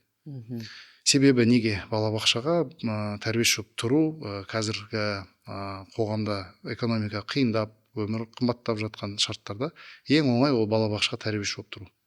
Неге? Себебі бір колледждік біліммен сен тұра аласың. Екіншіден неге ол жұмыс өте көп? Себебі жұмыстың шарттары өте төмен, үнемі вакансия бар. Кез келген мемлекеттік балабақшада күнде бір орын босап жатады. Оған сен бір дипломың болса, сонымен жұмысқа кіріп кете аласың. Себебі не? Бір 100 000 теңге айлықтан аспайтын айлық төленеді. Жоқ, қазір көбейді десе. Бір 150 000 болар. Соның өзінде де мысалы ол осындай үлкен қалалардың шарттарында жетпейтін бәріміз түсінеміз. Сонымен қатар ол сол 150 000 теңгеге 30 балаға өміріне жауап беру, былай айтқанда бұл жердегі біз саяси мемлекеттік тұрғыдан егер ойланатын болсақ, біз амалсыздан деген сөзден кету керек сияқтымыз. Мемлекет, министрлік, билік ол амалсыздан бізге тегін балабақша бермей қойсын. Айтайын дегенім, мысалы бағана сіз айтып қалдыңыз ғой, амал жоқтан солай болып жатыр деген сияқты. Бізде көп нәрсе шынында да амал жоқтан болып жатыр да. Және дамыған елдер олар қағида тұрғысынан амал жоқтан ештеңе жасамайық дейді. Жасасақ амал бардан жасайық дейді.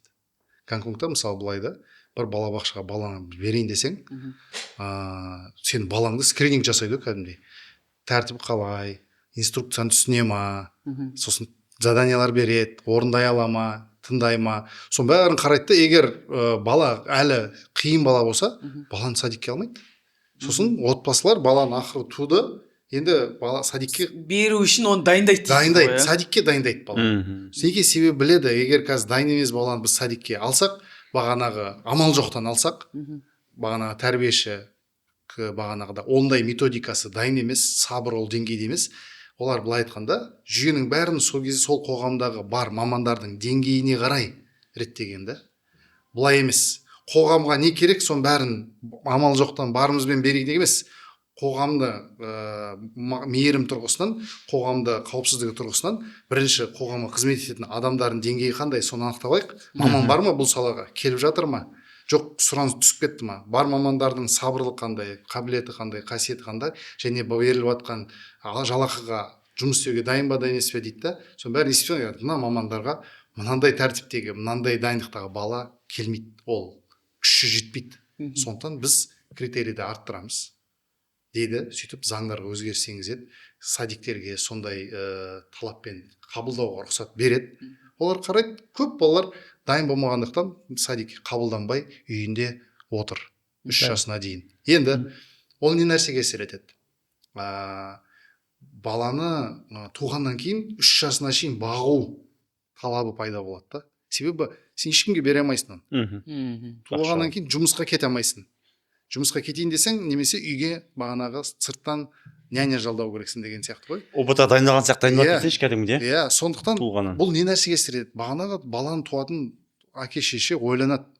Мен мынандай қоғамда, мынандай қиындықтарда қиын екен, баланы туып өсіру қиын екен дейді. Мен кішкене баланың алдында жауапкершілікті сезінеді.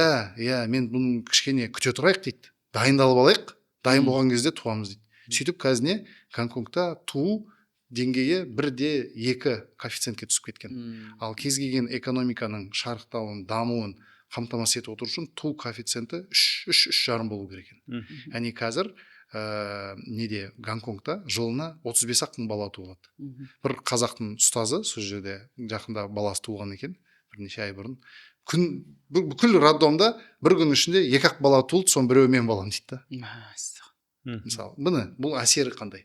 Кез келген нәрсенің былай өзінің пайдасы мен зияны дейді ғой, эффекті болады да. Бізде мынандай балабақшалар тегін, тіпті бағанағыда бұрын 3 жастан 6 жасқа шейін еді, сосын түсірдік, қазір 2 жастан қабылдайды. Оның бәрі жақсы, былай бір жағынан көрінгенмен кез келген жақсының өзінің құны бар да. Бірақ оның құны бір мезетте көрінбеуі мүмкін да. Ол ұзақ мерзімде осындай үлкен бір проблемаға алып келуі мүмкін. Бұл жерде мынандай психология бар деп ойлаймын мен, өз басым жалпы. Тағы да айналып келгенде бізде жылдан жылға масылдық психология артып жатыр. Бұны қазір тағы да келіспеуі мүмкін бізді көріп отырғандар, бірақ мен енді қоршаған орта, қазір кәсіпте жүрген достарымыз бар, өзім жолдасым да кәсіпте, мысалға адам қызмет көрсету, сапасын арттыру деген сияқты. адамдардың біздің өзімізде елімізде қазіргі мектеп оқушылар емес жастар дейікші, иә, жастардың поколениесінде жұмыс істеу деген маған тек үкімет берсе деген психология. Күтуші. Маған балабақша тегін болу керек, маған үй кезегі болу керек, маған анау болу керек, мынау болу керек. Мен үнемі айтатын сөз бар да, мен не берем емес, мен не алам емес, мен не берем деп ойланатын. Оның тағы да айналып келгенде мектепке апарып соғады. Неге? Өйткені біз сондай психологияға, біреуден күтетін психологияға, үкіметтен күтетін, немесе жаңа бағана айтып кеткенде әке-шешем маған міндет, маған анауым міндет, жұбайым маған міндет, тек мен ешкімге міндет емеспін деген көзқарасты мектептегі кезден бастап үйретпей жатқан сияқты көрінеміз да мен. Бала кезден. Нені ойламайсыз ба, ол мектеп қалай, мысалы бізде бұрыннан солай қалыптасқан ғой, бізде қазір мысалы гранттар азайып жатыр, жай қысқарып жатыр да, бірақ соның өзі адамдарға ауыр тиіп жатыр. Сондықтан ол мемлекетте ол тұрақсыздық болып кетуі мүмкін ғой, қалыптасқан жүйе ғой. Сол үшін оны резко жасауға қиын шығар деп ойлаймын. Ол былай ғой, бәрібір кризиске алып келеді. Егер де масылдықтан келесі өсіп келатқан ұрпақ бас тартпаса, ол кризиске алып келеді. Және ол кризис сенің еліңді құлдыққа итермелеуі мүмкін. Себебі түбінде мына халықтың ішінде мысалы 20 миллион халық болса, экономикалық тұрғыдан сөйлейтін болсақ, егер олардың ішінде құнды жаратушылардың саны құнды пайдаланушылардың санынан азайып кетсе, онда ол ел экономикалық рецессияға ұшырайды да, және нәтижесінде шығындар табыстан асып кетеді.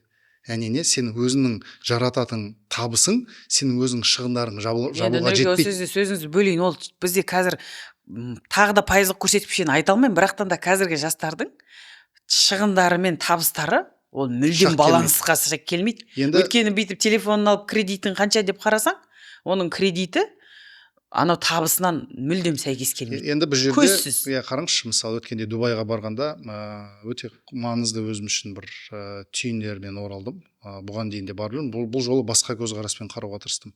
Бірінші, Дубайда біз араласатын, танитын білім саласындағы мықты кісілер 20 жылдан бері өмір сүріп келе жатыр. Оған басқа бір кісілер бар, олар уже екінші ұрпағы сол жерде туылып өсіп жатыр. Бірақ мәселеде оларда азаматтық берілмейді.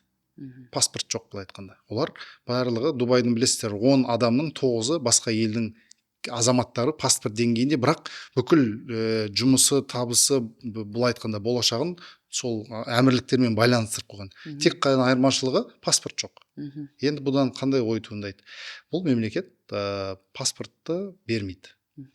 Барлық 10 адамның 9-ы визамен өмір сүреді. Бұл не деген сөз? Виза деген сөз, значит, сен не? Еңбек ету керексің деген сөз. Қалай сен еңбек етуіңді тоқтатасың, сенің еңбек шартың бұзылады да, сені визаң қысқарады, сен тік деп мемлекеттен шығып кету керексің. Яғни бізде адам еңбек етпесе де өмір сүре бере алады. Дұрыс айтасыз. Еңбек етпесе де әке-шешесінің мойнында отыра алады. Енді әдемі аштыңыз ғой. Мемлекеттің мойнында отыра алады. Соцпакет, соцуслуга, тегін балабақша, тегін мектеп, тегін грант, тегін скидка, арзанның артынан былай айтқанда қолау үрдісі бізде таусылар емес, тек артуда. Бірақ әрбір арзанның бір құны бар, арқасы бар деген сияқты, оның барлығы шығады. Мәселе неде? Sен бір күні тегіннен бастап үйреніп қалсаң, сен еңбек етіп өнім шығаруды үйренбесең, сенің бір күні өмірлік шарттарың, былай айтқан шығындарың, сенің өмірдің құны, сенің келетін табыстың немесе ата-анаңнан немесе мемлекеттен келетін табыстан асып кетуі мүмкін. Сол кезде сен не істейсің? Мақұл сол деңгейде жүрсе. Мәселе неде? Адамның аппетиті, тәбеті тек тамақ барысында ашылады дейді ғой. Ол бір тегінге, жеңілге үйренген адам, ол арта береді. Ол оның құнын себебі түсінбейді. Сондықтан дамыған бағанағы елдердегі бір басты принцип, кез келген адам өзіне жарататын шығынның 3 есесін өнім қып қайтару керек екен. Мысалы, Дубайда бір компанияда бір еден жуушы 100 000 теңге айлық алатын болса, ол компанияға хотя бы 200 000 теңгелік не табыс келуіне септігі тию керек. Және ол оның мамандықсыз, дипломсыз өзінің ең төменгі деңгейдегі технический менеджер ретінде жұмысқа алуына себепкер болады. Енді барлығы түсінеді. Мысалы Дубайда көп Бангладеш елінен көп келген азаматтар қара жұмыспен айналысады, және олар білет, ол әділетті, оларға төлеп жатқан ақы ол әділетті ақы. Олардың потенциалы сол қара еңбекпен ғана ашылып жатыр, және ашылғанда қалай 2 есе көп табыс алып келіп жатыр ол компанияға. Енді мен айтады, мен өзімнің не істесем болады табысым арттыру үшін дейді. Айтады, енді мен қара жұмыстан кішкене сәл жоғарырақ жұмысқа өтсем керекпін дейді. Ол үшін не істеу керек? Үйрену керекпін, қабілетімді арттыру керек дейді. Бірақ ол жұмысқа тұру үшін ол не істейді? Дайындалады, оқиды және барады.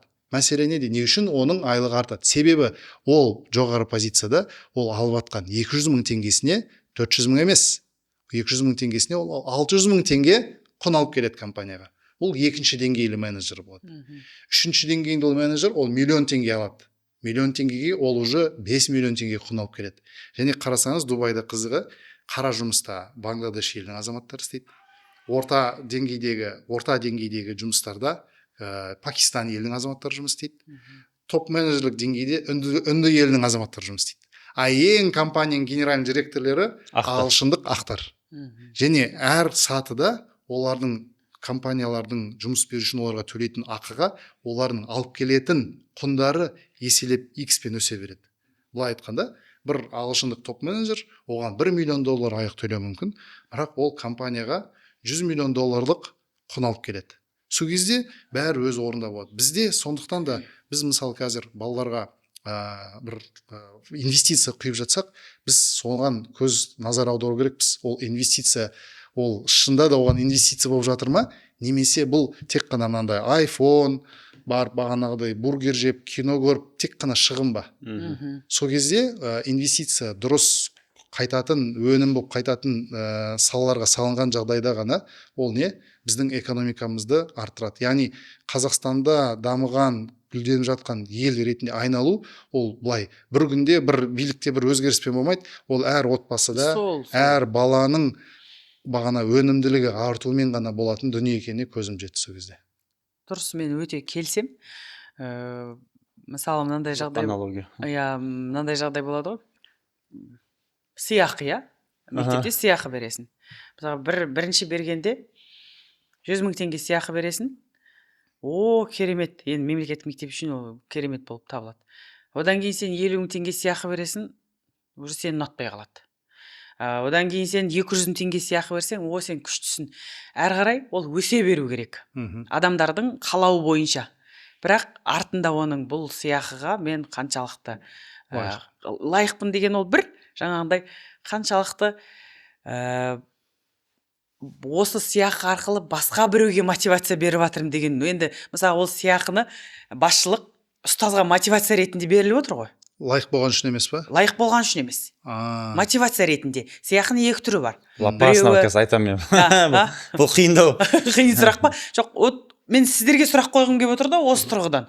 Мысалы мемлекеттік мектептер көп сыйақы. Тема как раз мен ашылатын тема. Көп сыйақы ала бермейді мемлекеттік мектептерде. Сыйақы бізде тек экономияның ізінде ғой, ретімен. Бірақ кей жағдайда осы сыйақы деген нәрседе сыйақының 2 түрі бар. Біреуі лайық болғандықтан рейтингпен жүргізілетін сыйақы, екіншісі мереке күндерге бәріне бірдей деңгейде берілетін сыйақы.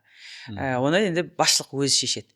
Енді бұл сыйақы туралы айтсақ, көп өңірлер жазып өтуі мүмкін. Бізде мүлдем сыйақы жоқ. Ол енді сыйақы деген дүние, құрметті оқырмандар, ол әр мектептің өзінің экономикасына байланысты. Ол сыйақыға арнайы ақша бөлінбейді ешқандай мектепте. Жоқ, сыйақының сұрауы бар еще. Ол бізде түсінесіз ғой, біз мысалы жылдың ішінде кез келген мұғалім жұмыстан шығара аламыз.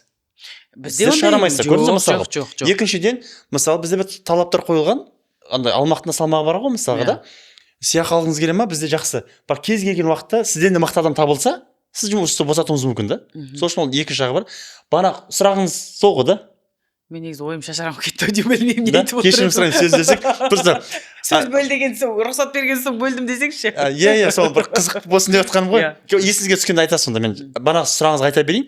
Бірақ сыйақыға қатысты сұрақ қойдыңыз ғой сіз. Банағы сыйақы мотивация ретінде берген дұрыс па, әлде жасалған жұмысы жасалған үшін берген дұрыс па? Лайықты болған үшін берген дұрыс па? Ол тура бағанағы медальға да. Медальді қазір бізге мотивация беру үшін береді, а негізі кез келген мемлекеттік награданы, төсбелгіні, грамотаны лайықты болған үшін алу керек. Иә, келісемін.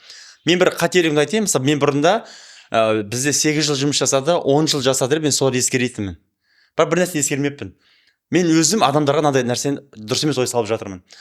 Әлібек Қамбарұлы мектебінде жұмыс жасай берсем болды, жұмыс жасама маңызды емес. Ең бастысы ұзақ жыл жүрсем болды деген сияқты түсінік қалыптасты да. А мен қазір осы қатемді түсініп, 2 жылда 125-те 14 жыл жасаған, немесе 4 жыл жасаған адам болуы мүмкін. Бірақ ана кісіден 10 жыл аз жұмыс жасаса да, қайсысының компанияға, мектепке көп пайдасы тиді, біз соны ескеретін болдық. И одан кейін тағы екінші нәрсе бар. Бізде мысалы 17 мектеп болса, мектептер бір-бірімен жарысады. Академиялық көрсеткіш бойынша, олимпиада бойынша, жетістіктер бойынша. Сол кезде біз байқағанымыз, біз жағдай нашар мектептерге көп көңіл бөледі екенбіз. Ол дегеніміз, біз адамдарда мынандай түсінік қалыптасады, директорлардың өздерінде, егер де басшылардың көңілін алғың келсе, көп көңіл внимание бөлінгенін қаласаң, жұмыс жасамасаң болады деген түсінік қалыптасады. И кейін мен мықты мамандармен ақылдасып, маған түсіндіріп берді. Мысалға 17 мектеп болса, оны 3-ке бөлу керек деп. Чемпиондар, орта буындар, нашарлар. Мықтылармен мен тек жұмыс жасау керек, мықтыларды одан бетер мықты қылу керекпіз. А бізде қалай болған? Мықты мектептер, бала сыймай жатқан мектептер, ақша табатын мектептер, ананы жабады. мына мектептер жабады да. Сол кезде мына мектептер біз құрттық қолдан неге? Қандай айырмашылық бар? Бәрібір де Дубайға олар да барады. Біз көп жұмыс істейміз, бірақ бәрібір де қызығын бәрібір бірдей көреміз. Социализм жасағанмын да. И сол қатемен жұмыс жасап жатырмын. Мен қазір тек қана үздіктермен жұмыс істеймін. Орта буындармен бөлім басшылар департаменті жұмыс жасайды. Ал енді аяққа тұрып жатқан болды мектептер, деңгейі нашар, енді тәте басып кеткен мектептермен уже басқа кіші мамандар жұмыс жасайды. Сол кезде олар вниманиені алу үшін, бонус алу үшін, бізден просто көңіл алу үшін, ақша емес, көңіл алу үшін, оларға адамдар олармен санасу үшін, олар өздерін көрсетумен әлек болады.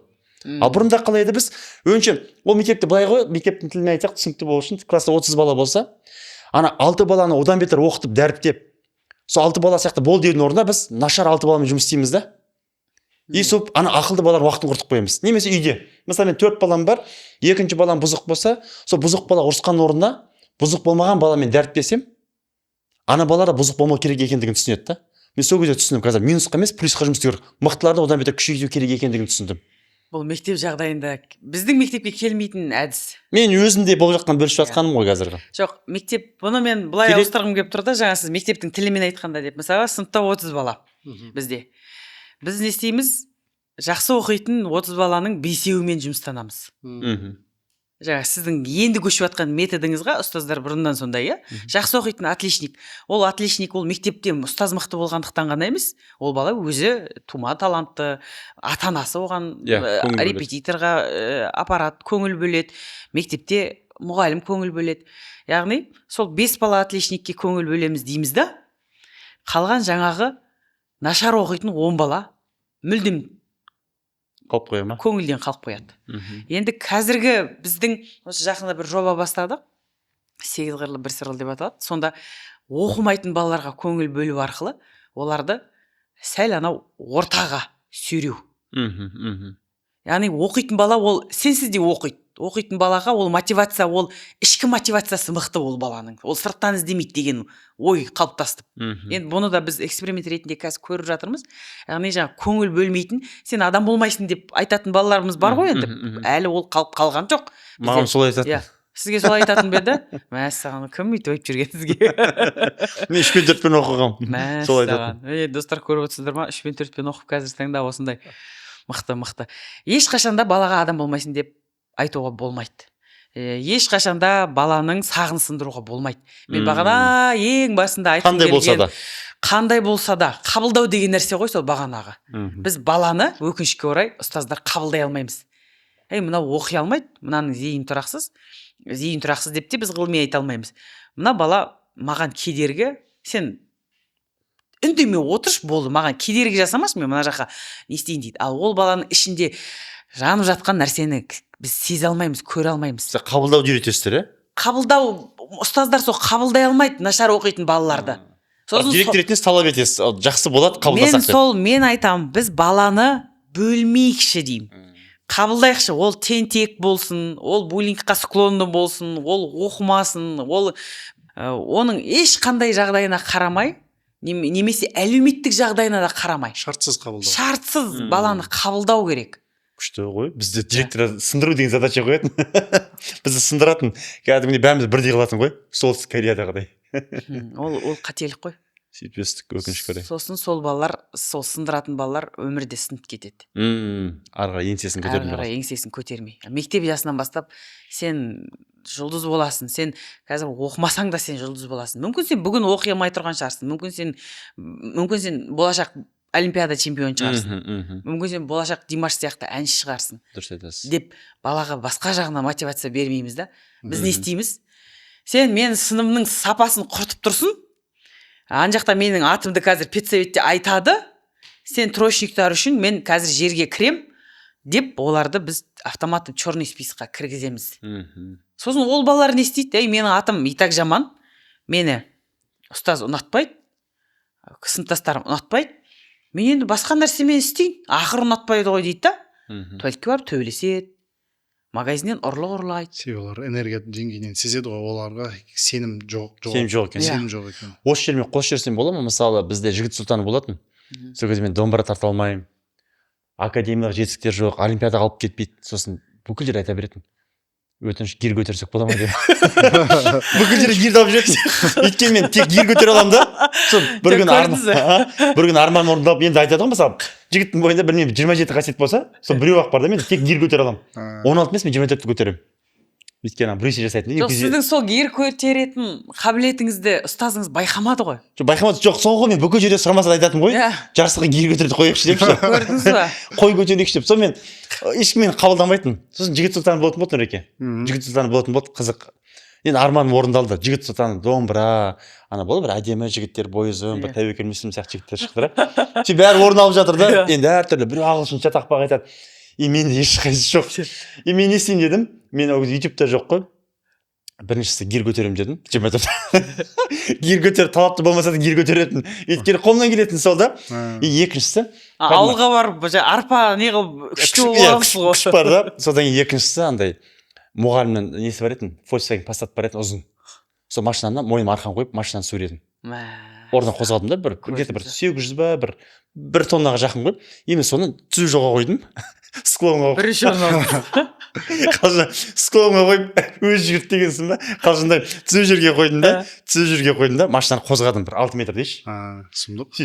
И сосын бутылка бар ғой, бутылканың түбін жарып, енді көріп ағамыз ғой достарымыздан ше, бутылканы қайнаттым. Ыстық су қайнаттым, ыстық су қайнатса, ол бутылкалар сынады да, бірақ аяқ кеспейді. Қатты ыстық су қайнаттым, бұл бутылкаларды сөйтіп түбін алып тастайсыз да, бутылканы қойып қойдым. Майдалаған жоқпын. Сөйтіп аяқпен жүрдім. Сөйтіп екінші орын алғам. Өйткені андай ғой, мысалы, қабілетпен жарыссақ мен қалып кетемін да. Бірақ ана жерде күшпен енді қолынан келді. Енді анау шынымен де. Ол да қабілет қой. Жоқ, мен ол кезде түсінбегенмін ғой. Мәселе Ол кезде түсінбегенбіз ғой, көрдіңіз, ол кезде түсінбегенбіз ғой. Өте қарасаңшы, мәселе неде? Мәселе біздегі білім жүйесіндегі әділетсіздік. Ол тек қана академияға кетіп қалған. 100 түрлі қабілеттер болса адамның бойында, соның бір 10 қабілетін білімге, миға, ақылға қатысты жағын ғана ескереді да. Енді 100 түрлі, 90 түрлі қабілеттер ескерілмейді. Балаларға өздерінің потенциалын сол жағынан көрсетуге мүмкіндік бермейді. Тек қана себебі білім жүйесінде тек білім қабілеттері бойынша адамдар шоғырланған, олардың жарыстары да, ережелері де тек соларға мүмкіншілік береді да. Сіз кәсіпкерлікті қосып, өзіңіздің бар потенциалыңызды ұсынып, әдемі суырып шыққан. Қолдан келетін сол ғой енді. Енді анаяқта қыздар вниманиясын алу керек, кішкене бір көзге көріну керек, орын алу керек. Мықты. Қолымнан келетін сол деп, мен сол нәрсені жасаған едім да. Өте күшті инсайт бұл менің ойымша, себебі өзім жалғып кетті бар ғой. Мұғалімдер болсын, басқа ұстаздар болсын, басшылар болсын, тек қана және білім жүйесінде бізде үнемі тек олимпиаданы айта береді ғой. Олимпиада, білім, көрсеткіш, баға тек мына мидың жұмысына ғана, мидың толық емес, мидың бір бөлігінің жұмысын ғана дәріптейді және соны дамытатын жұмыстарды айтады да. Мысалы бағанағыдай сіздің көрсеткен қасиетіңіз ол бір жағынан физикалық қабілет, бірақ екінші жағынан не? Алғырлықтың мысалы да. Сол сияқты сыпайылық жағынан қасиеттер болуы мүмкін, адалдық, әділдік, адамгершілік, 100 түрлі қасиет бар, 100 түрлі конкурс жасау керек қой. Дұрыс айтасыз. Сол кезде әрбір балаға мүмкіншілік болады. Конкурс бір қасиетін дамытуға, ол конкурсқа адам қатыспай қойсын, сен жалғыз өзің қатыс. Сол жалғыз қатыссаң да сен сол конкурстың чемпионы боласың да. Собственно, что не? Ол бірінші конкурсты бірінші ұйымдастырғанда сен жалғыз ақ қатысып жалғыз чемпион болдың, бірақ келесі жылы екі адам екі болар адам, үш үш адам адам болады. ол тренд болады. Мен ана жерде бір ойлап отырмын, қазір мектепке барып Нәрсе. ертең гирдан конкурс ұйымдастырып жіберем ба деп. жоқ бұзық балаларға ол күшті әсер етеді бар ғой бұзық балаларға. Мен ана дзюдо қатысқан едім да, дзюдоға қатысып 65-66 дегенде көп адамдар күресетін. А мен ол кезде 9-шы сынып оқимын. Сөйтіп мен кейін весім көтерді да, мен 77-ге өтіп кеттім. Сөйтіп жеңіліп 2-ші орын алғанмын. Өзі екі адам күрескен ғой, түсініңіз ғой. Ал уже 16 жасқа асып кетсеңіз, уже үлкен өтіп кетесіз. Иә.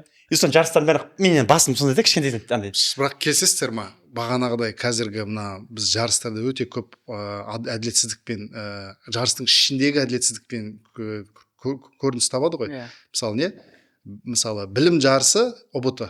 Бұрын қандай әділетсіздік орын алатын, білімнен қабілеті жоқ адам ол жерде де жеткісі келеді да. Не істейді? Себебі оның гир көтеру қабілетін ескермей жарыс ұйымдастырғаннан кейін ол барады да соның сатып алу, көшіру жолын іздейді.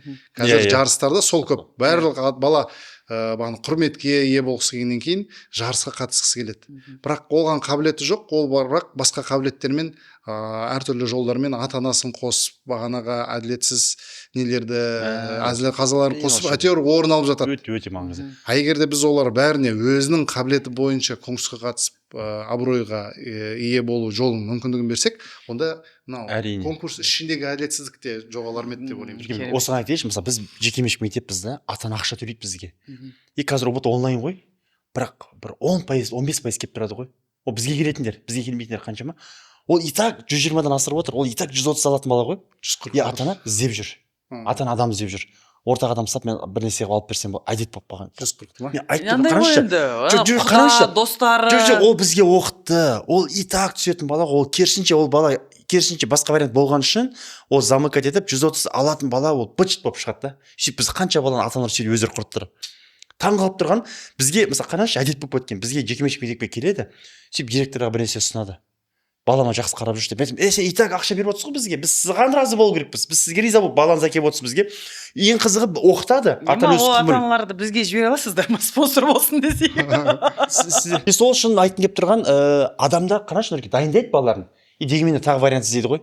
А мен біздің ойымызша білесіз ба неге? Өйткені бізде шарт бар. 11 сыныптағы балалар міндетті түрде грантқа түсіп кету керек деген. И мен өзім бітіргеннен колледж бітірген кешен тест тапсырдым. Ол кезде 100 сұрақ болатын ғой. Орыс тілі тапсырмаушы едік қой. 100-ден 77 алдым. Сөйтіп мен таң қалам ғой, болашақ істеп тұрған болашақ 2011 жабылып қалды. Сұмырай кетсе су құриды деймін да. Қанша жыл істеген болашақ 18 жылдан кейін 11 жыл жабылып қалды. КБТУ-ға түспей қалдым. Сөйтіп Назарбаев университетін тапсырдым, оған да өтпей қалдым. Критический мышлениядан құлап қалдым. Бүкіл жол жабылды менде. Достарым барлығы грант болсын деп түсіп кетті. Ең жоқ деген өреді, бір осы Евразийскийға түсті, там Алматыға, Астанаға жан жақ кетті. Мен ВК-дан, агенттен жоғалып кеттім, потому что мен ұятта Таразда қалып кеттім, жалғыз өзім. И менен сұрайды барлығы, не үшін курспен бастадыңыз деп. Бір ақылды болып, бір анализ жасап емес, қолымнан келетін осы болғаннан кейін мен жасадым. Сөйтіп 2 бөлмеде мен жеркенбейтінмін. Ыстық су жоқ қой. Әжетхананы тазалайтынмын. Тазалықшы болған жоқ, бір 4-5 айдай 2 бөлмені жалдап, суық бөлме, отопление жоқ жерде бала оқытатынбыз. Оны мен неге айтып жатырмын? Адам жаны қиналған кезде, адамды вариант аз кезде, Нұреке айтқандағыдай. Ми жақсы дейді. Иә. Сөзіме ойлаймын да, неге 77 алдым деп. Маған 37 бала алу керек. Мама даже құлап қалу керек деймін да.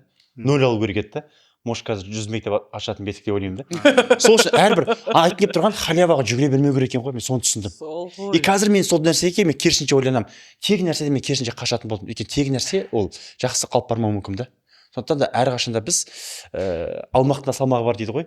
Тегін деген нәрсеге ата-аналары 11 класс бітірді, лишь бы грантқа түсіп кету керек деген цель болмасын деймін да. ГАП-Р дейді ғой, бүкіл әлемде практикада бар да, балалар демалады. И балаларға айтамын, шведский стол жасаңдаршы, қалай? Ана үйірмеге қатысып, мына үйірмеге қатысып, бізде рұқсат еді ғой. Әр нәрсе бір шұқылай бермей, біреуіне қатысса до конца деп, иә? Айтамын, бәрін көр. Мен балаларыма айтамын, үйірмен бәрін көр. Қайсысын айт, соған тоқтайсыз сосын. Сол сияқты мамандыққа да байланысты. Ана мамандық көрді, ананы көрді, мынаны көрді, соңында бала құбылуы мүмкін, өзгеруі мүмкін. Неге? Өйткені мен сондай оқушыларымды көрдім. 9 класстан кейін до конца бітірмей, общий медицинаны 11 жылда бітірмей, 9 курстан кейін тастап қаңғырып кеткен балаларды көрдім. Сол үшін айтамын, одан гөрі 1 жыл демал деймін. А бізде демаламайды. Неге? Өйткені адамдар сөзге қалады, ұятқа қалады. Бүкіл нәрсе ұятқа келіп тіреледі да. И сосын ұятқа кетті деп адамдар балабақшаға тығады, сосын барып мектепке барып жақсы мектеп іздейді, бүкіл жерге ақша бергісі келеді, сосын барып ең соңында кредитқа той жасап береді. Сосын бар баласы магистратураға ақшамен береді, сосын докторантура түсіргісі келеді ақшамен. И бүкіл бала, енді ойланышы, бала 35-40-ға келді. Үлкен себептер ма? Мен осыны тоже ойланатын болсақ, неге деген сұрақ. Неге адамдар сонша өздерін қинап жібереді? Ата-аналар тек өздерін ғана қинамай, өздерінің балаларын қинайды. Түбіндегі бәрінің ұмтылған нәрсесі құрмет. Құрметтеу ғой. Мойындату. Бірақ дамыған қоғамдарда мойындатуға дейін құрмет. Қарапайым адами. Енді сыйласын, құрметтесін. Сыйластық, құрмет. Негізі дамыған елдерде, санасы биік елдерде кез келген адамға құрмет, сыйластық ол туылысынан беріледі. Сен жақсы адам бол, жаман адам, бай бол, кедей бол, жасың үлкен болсын, кіші болсын, Гарвард бітір, дипломсыз адам бол. Саған, сен жаратылысынан Құдай саған құрмет беріп қойған. Әдемі. Өмірге келгенің үшін. Өмірге келген үшін, адам болған үшін сен құрметке лайықсың. Бұл шартқа тәуелді дүние емес. Әшейінде құрметтеуге болады дейсіз ғой. Солай ғой. Құрметтеу керек кез келген адамды. Кез келген адамның ол кедей болсын, бай болсын, байдың баласы болсын, ханның баласы болсын, барлығы жаратылыстан құрметке мұқтаж екен да. Достоинство дейді, ар намыс. Ар намыс кез келген адам бар. Себебі ол жаратылыстан оған Құдай берген. Құдайдың өзі оған құрметпен қарайды, себебі жан беріп отыр да оған. Ал бір айналасындағы адамдар өзі сияқты жануар емес, өзі сияқты адам алады да оған құрметсіздік көрсетеді. Сол кезде адам құрметсіздік көріп өскен адам ол ойлай бастайды. Енді мына құрметке лайық болу керек деп ойлайды. Құрметке лайық болу қажет емес, сен құрметке ештеңе жасамай-ақ лайықсың. Ал лайық болуға тырысу керек нәрсе ол күш. Күшті болуға ұмтылу керексің да. Бірақ ол күшті мен әлсіздің қарым-қатынасы тек адамдар қарым-қатынасқа кірген кезде ғана пайда болады екен. Ол қалай? Мысалы, жұмыс беруші мен жұмыс істеуші. Ол жерде қарым-қатынас бар. Қызмет ұсынушы мен қызмет беруші. Клиент пен, былай айтқанда, қызмет көрсетуші. Олардың арасында қарым-қатынас бар. Бұл жерде әрқашан қарым-қатынас бар жерде кім күшті, кім әлсіз болады. Олсыз мүмкін емес. Сосын ата-ана мен баланың арасында бәрі қарым-қатынас бар. Ата-ана күшті, бала әлсіз. Енді мысалы біз үшеуміз бірімізге қазір байланысып тұрған ештеңе жоқ. Дұрыс па? Біз кім болмасақ та бірімізді құрметтеу мәжбүр екенбіз. Ал бірақ қазір мысалы мен сізге компанияңызға жұмысшы болып кірсем, мен әлсіз позициясына түсем. Және ол нормально. Неге? Себебі сіз маған жұмыс беріп отырсыз. Үстем болады, бір адам. Үстемсіз, бірақ жұмыс беріп отырым деп маған құрметсіздік танытуыңызға дұрыс болмайды. Болмайды. Ол құрмет априори болу керек. Бірақ сіз маған күшті бола тұра, менен сіз маған әділетсіздік танытуыңыз мүмкінсіз. Дұрыс па? Сіз күшті бола тұра, сіз маған әділетті болу керексіз. Мен әлсіз бола тұра, сізге адалдық таныту керек.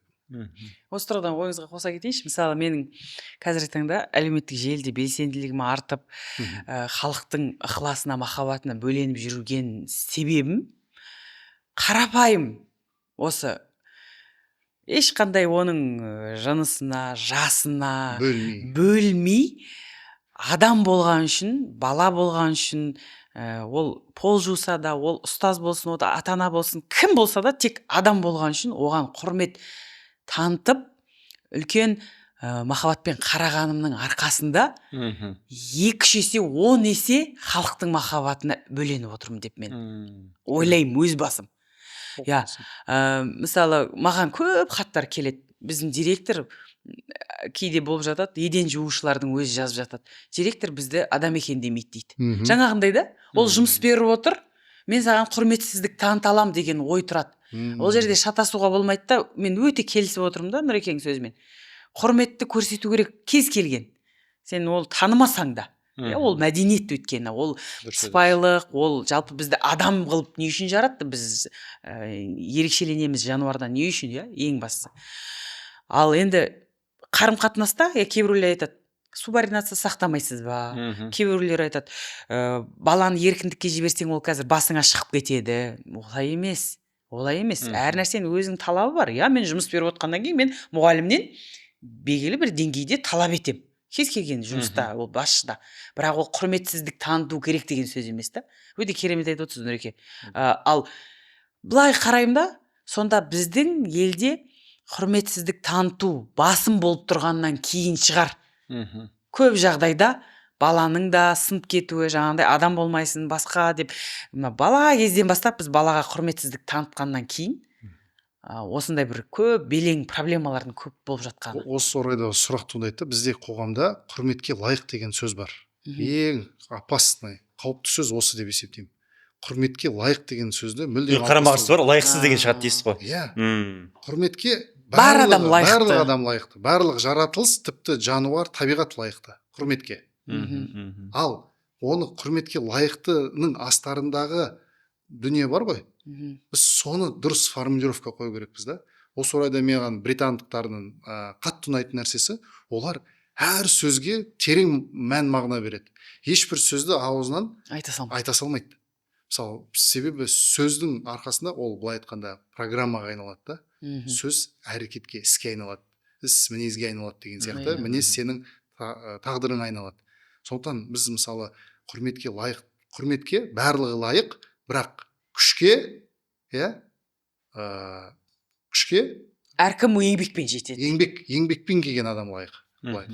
Онда не болады? Мысалы, күшті адам өзінің әлсіз адамның көтеруіне әділетті болуына себеп, ол пайдалы болу керек екен. Әдемі. Мысалы, мен егер пайдалы болып жатырмын, бірақ менің үстінде тұрған күшті адам жүйе, ол менің пайдамды дұрыс елемейді, ескермейді. Себебі бір адам бар, ол пайда алып келіп жатқан жоқ, ол тыныш өмір сүріп жатыр. Бірақ оған да маған да бір қарым-қатынас қалыптасты, қаржылай, материалдық тұрғыдан. Ол әділетсіз болады. Немесе бағанағы медаль мәселесі, грамота мәселесі. Немесе сыйақы мәселесі.